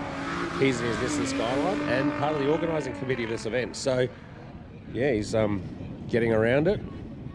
Very busy team, working tirelessly after hours and on track. He's attacking the chicane. No headlights for the Lotus philosophy, I guess, to add lightness. And Wayne Casey off the line of the MX-5. Wayne sprints, Motorcanas, does all sorts of stuff. I'm guessing that Wayne Casey will be at the Australian Motorcana, or Carnacross Championship in Mount Gambier next weekend. So 3 national titles running in 2 weeks in South Australia. So pretty epic couple of weeks of motorsport. Yeah, beautiful run through the chicane. That's probably one of the fastest things we've seen through the chicane. That's what Motorcana experience gives you.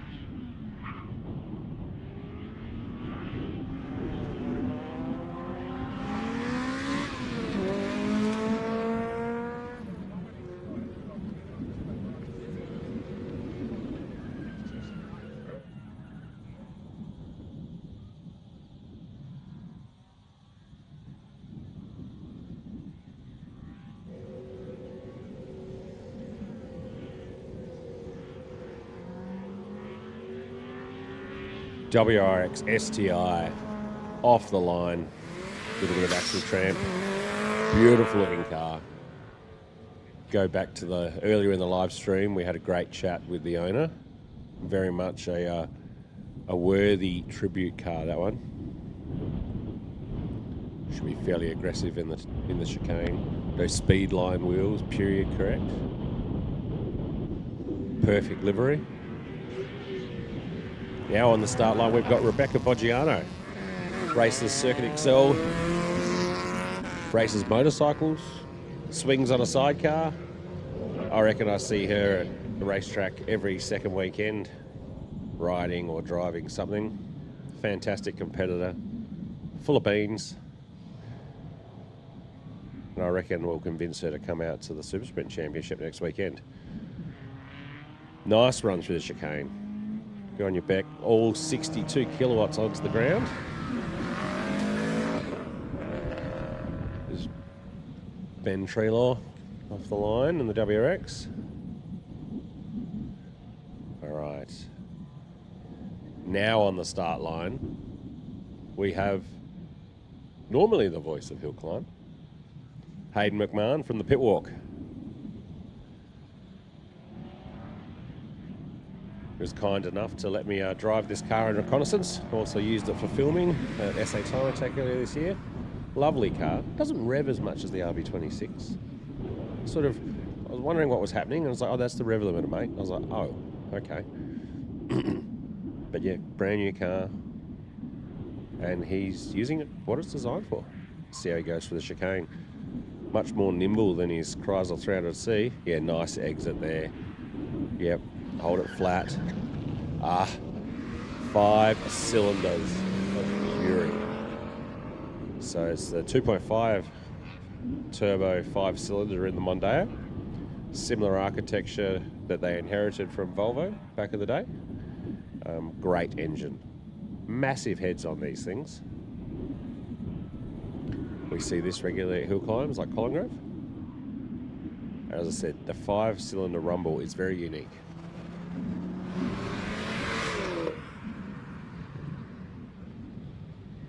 So we've got the Volkswagens all lining up now.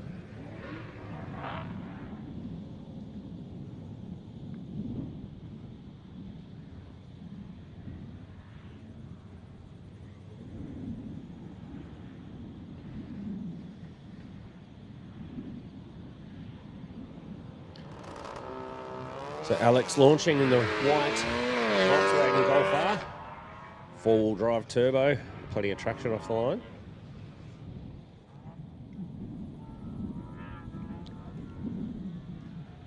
Keeping it pinned.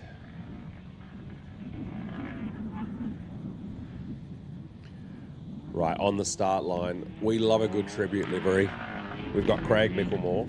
He's the Motorcana star in his Tickford tribute liveried AU Falcon. Who doesn't love an AU Falcon with a V8? Now, is he going to be fast or is he going to be flamboyant? I'm hoping flamboyant. Yeah, using all the track. If you ever get a chance to get out to a Motorcana, go and watch Craig. He makes this car do things that it shouldn't be able to do. He also puts the back seat. There we go. That's how he drives it. Loose everywhere. And there's things that he does to that car that just shouldn't be possible. Also, you would have seen it in a promo video for Adelaide Motorsport Festival a couple of years ago. He had the honour of being able to drift around a multi-storey car park. So, yeah, have a look for that one online. That was pretty cool. He had a lot of fun with that. Slideshow Alley at the showgrounds. He was, I think, running the top 5. And definitely one of the more flamboyant. So we've got Kelly in the big Corvette. How good does that sound? LS the world. Kelly's a keen hill climb competitor. This thing's double-entered this weekend, as it is at most events. The mighty Corvette, again, shouldn't really be that quick in the corners, but they do have it well sorted. Yes, nicely run through the chicane. A little bit of tyre smoke. All right, the McLaren off the line. Very neat. These things are a bargain. Just go down to Zagami and just pick one up. I'm sure they've got a demo model ready for you. So this is Tim Possingham, the event director for the Adelaide Rally, one of the event sponsors. I think it's got some Pilot Sports on it, but otherwise it's a standard road car. And he's running within, I think it's 1 or 2 tenths of a second of Mike Poljonka in the electric Kia. So very different class, the McLaren versus the Kia all-wheel drive electric vehicle. Bit of friendly rivalry going on between those two chaps. Oh, look at this Audi coming in. He's coming in hot. Beautiful exit to the chicane. Oh, E36 BMW 323i. If anyone's got a two-door slick top, just reach out to Green Dog Motorsport on Facebook. Definitely looking for a two-door E36 slick top. Ideally not a beat-up drift car, but just want a clean body shell to go and do a tribute car to the British touring car Listerine green livery that we saw in the early 90s.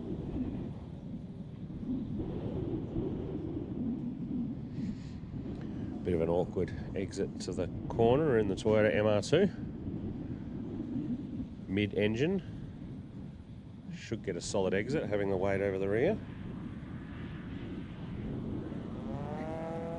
MX-5 off the line.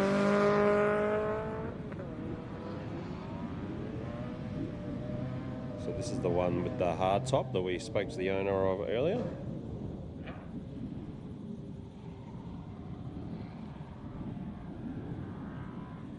Oh, he's coming into the chicane pretty brisk. Very nice.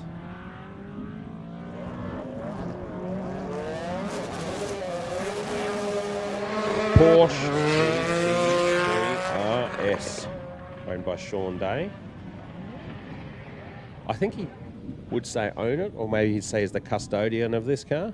Using all the roads, a beautiful machine.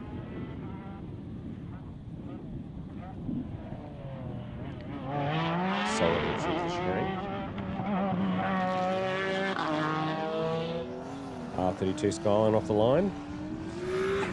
Pretty good traction there.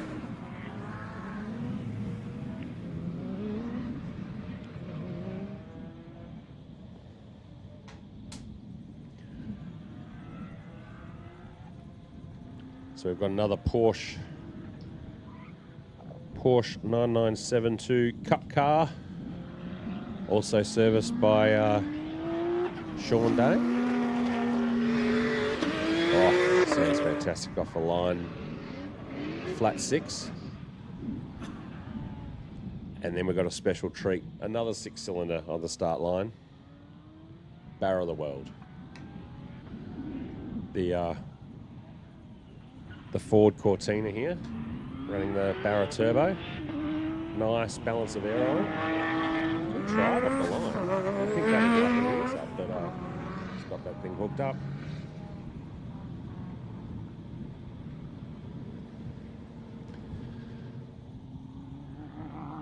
Nice, using all the track. So we just talked about Barra of the World. Now on the start line, proud Adelaide Car Club member Fletch Bolton is in his MX-5 LS the World. Listen to it. Fletcher loves driving that car, but we're not sure if it's actually gone any faster since he's LS swapped it. I think he'll agree with my comment there, but it is a cool thing. Look at the aero. I think this runs out of ample auto. There we go, the Lotus Emira off the line. Dan Andrews, another one of the event sponsors.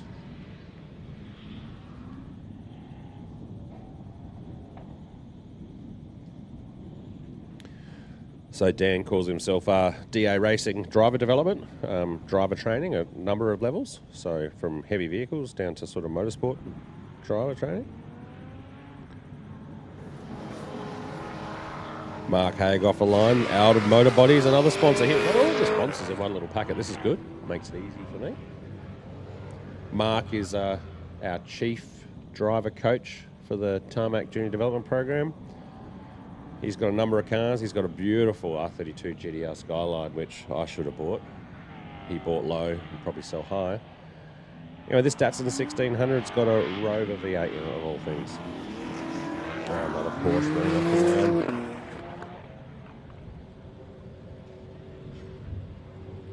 Yeah, that's Mike Holland in the 991 Porsche Turbo.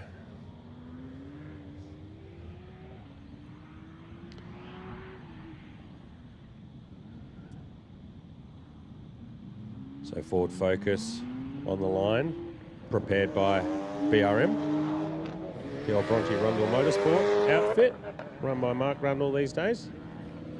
This is Kirk Owers, another keen hill climber, but essentially prepped this car for doing Tarmac Rally. And he's actually started the build the right way. He started with the roll cage and all the safety gear, and is now starting to feed some performance into it. So, yeah, it's a very sensible way to go about motorsport. Set up all the safety gear, but actually drives it to and from event. He drives it to and from Legend of the Lakes.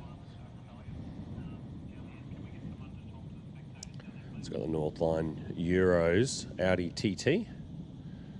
He's a quite formidable little four-wheel drive Audi.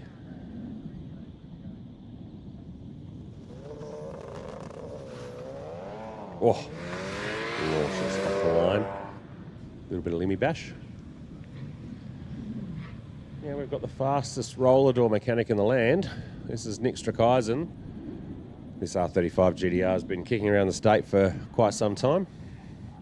Nick's a keen competitor in hill climbs, tarmac rallies, knows how to park a Porsche on its roof. That thing's a monster when the gearbox works. Probably dialed about 200 kilowatts out of it so it doesn't smash gearboxes anymore.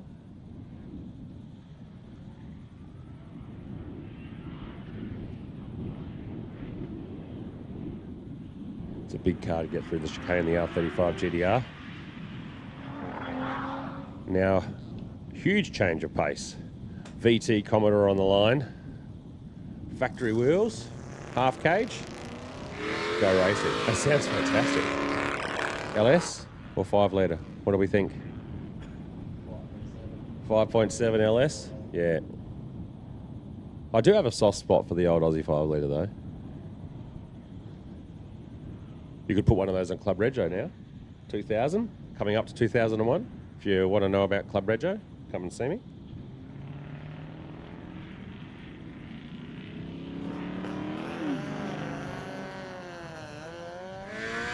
Emirates 5 hard top.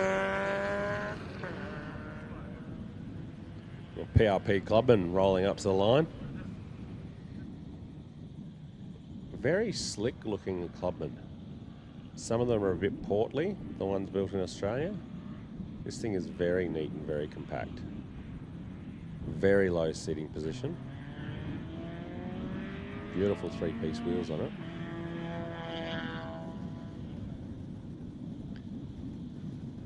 Hoosier slicks. Christmas shirt.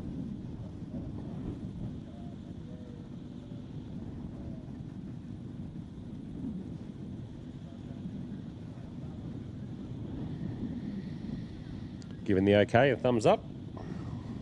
Green light. Lights up the rears. What do we think that weighs? 400 kilos? 500 kilos? Speaking of weight, I think we're talking about Dean Tighe's vehicle is somewhere in the order of 300 to 400 kilograms. Amazing. You put me in it, I'd double it. Very nice through the chicane in the clubman. It's Anthony Norris, Grand Auto Wreckers. He's put some sticker tyres on this morning, so he's definitely racing for sheep stations in the 2B2F sports car. Lucky that I'm not running my 2B2F sports car this weekend. I think we got within a 10th, or we were equal 10th. Oh, he's off. That's a big off. He's out in the grass. Actually, he's taken the supercut. He was listening to us earlier. So if you don't hit a pin, you don't get a penalty. So if you just drive way out on the grass and cut the corner, technically, you could do a 35-second run. So big moment from Anthony Norris. Oh, the pin's fallen over. Anthony is famous from starting rear of grid in improved production at his Datsun 1200. I think he got nearly to the first row before the first corner and then spun and went off the road and became last again. So he went from last to first to last within about 800 metres. So well done, Anthony. So Perkins in the orange Lotus on the line. Now are we going to right side that witch's hat? I do see a red light on. There we go. The recovery vehicle is on its way to right side that T-top. It is Aaron. Aaron drives a Magna or a Verada. I dare say that he'll be out at Tonsley in a couple of weeks' time. They are celebrating the 40th anniversary of the Mitsubishi Magna at Tonsley. I have an unhealthy amount of knowledge of the Tonsley Tickfords, but I'm quietly confident that he has more. Okay, and so my learned colleague here has got a couple as well. So you'll probably see Guy. Oh, Anthony on the return road drifting it. Oh, no, I didn't see that. He's just cleaning up the tyres. All right, so just bringing the Lotus into stage.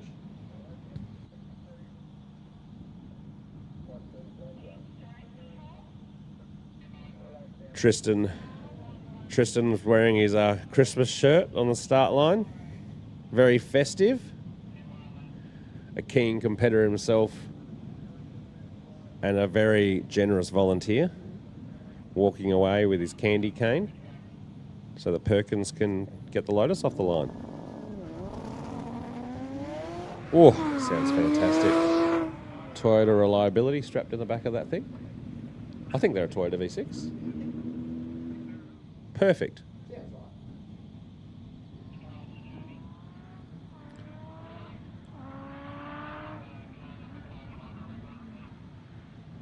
Yes, very nice run through the chicane. Good drive out of the corner. Here goes Troy. You know, a slightly more standard 200SX.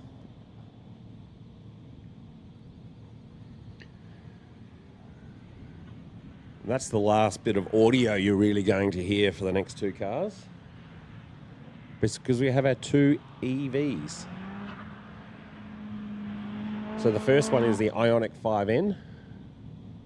Very low profile tyres. Probably a challenging thing to get drive out of. These things are magic the way they get off the line.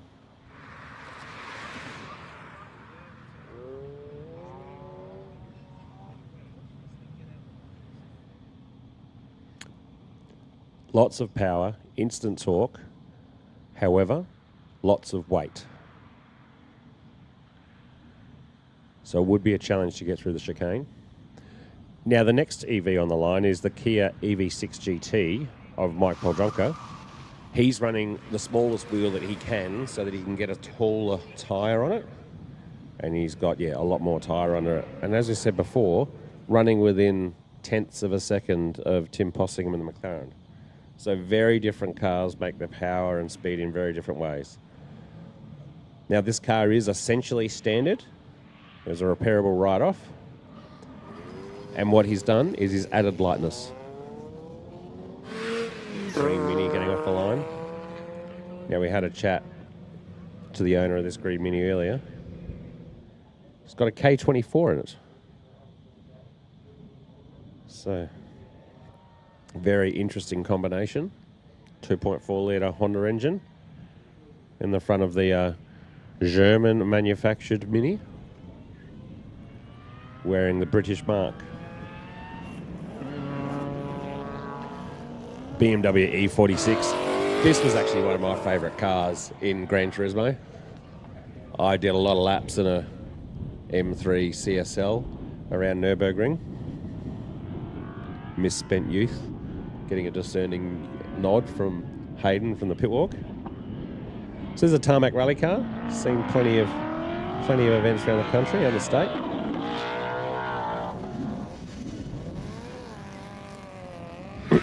Hannaford Seeds, another one of the event sponsors. Also sponsors the Cross-Border Challenge. Sequential gearbox in this WRX, bug-eyed WRX. I believe the gearbox was set up by S&J Automotive.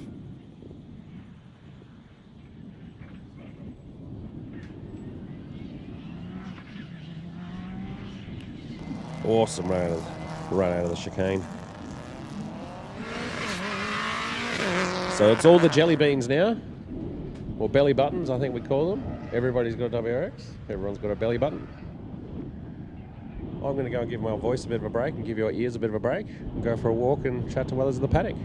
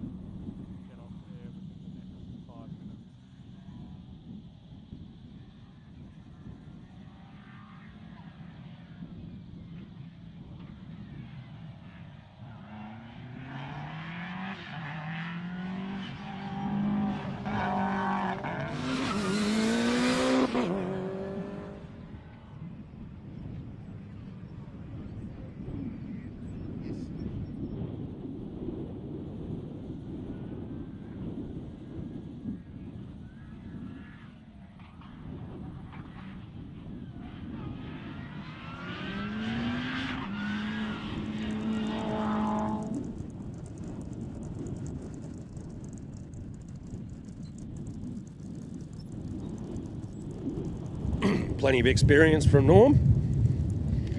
Beautifully presented martini livery on the Porker.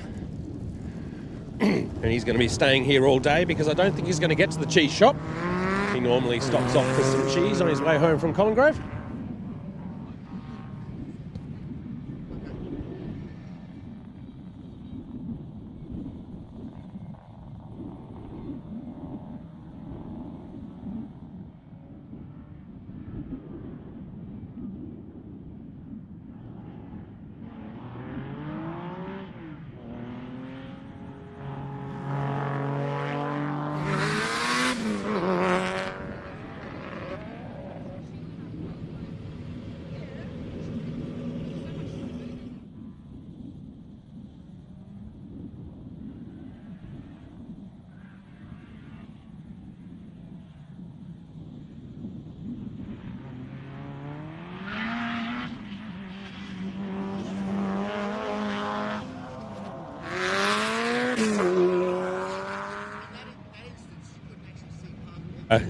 Lean in the window of Willa.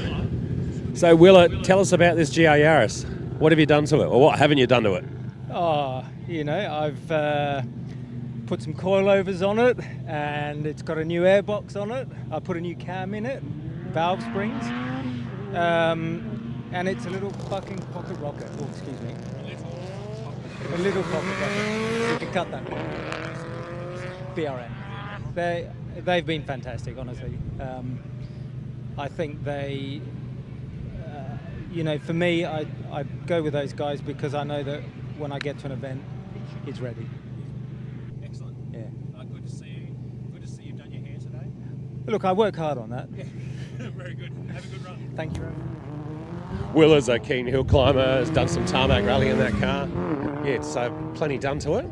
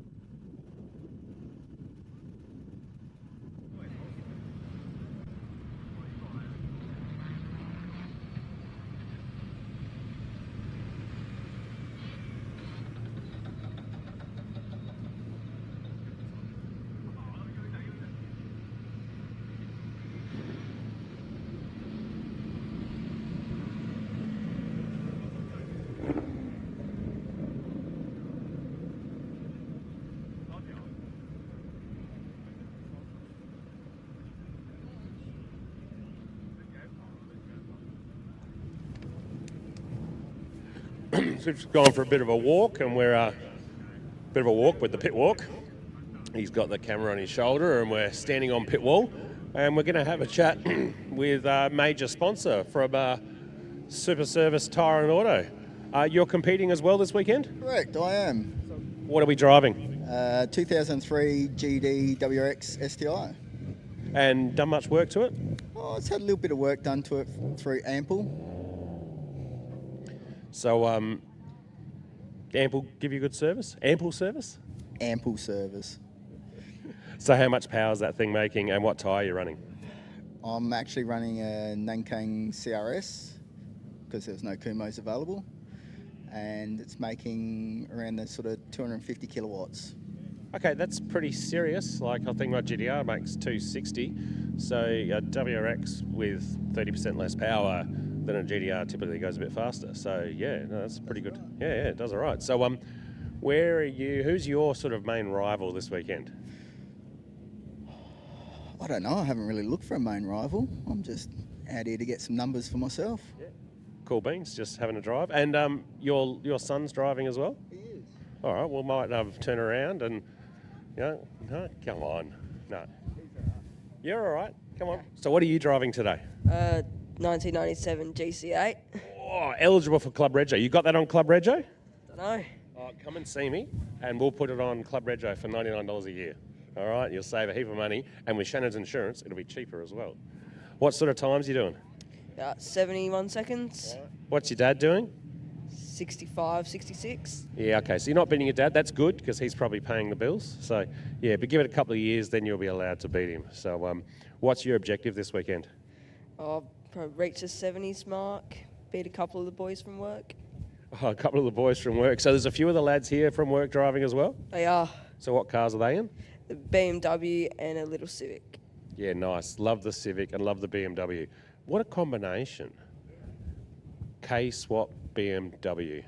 I need to find an E36 with slick top. Anybody got an E36 slick top? I've got a K24 that's just itching to be installed in one of those. All right, well, thanks very much for your support of the event. Thanks for, look, how many cars are here? There's 120 odd entrants? There is. I think there's nearly 130. Yeah, there's nearly 130. There's been a little bit of attrition. I've seen a couple sort of go home and come back. The EV has to go home and come back because it needs to charge. I see it's plugged into the outlet over there. So, free power. Yeah, bit of free power. Thanks to Electronet for distributing that to us. All right. Well, we might wrap up the live stream for the afternoon. Be sure to keep an eye out for the results online, and we'll see everybody live tomorrow.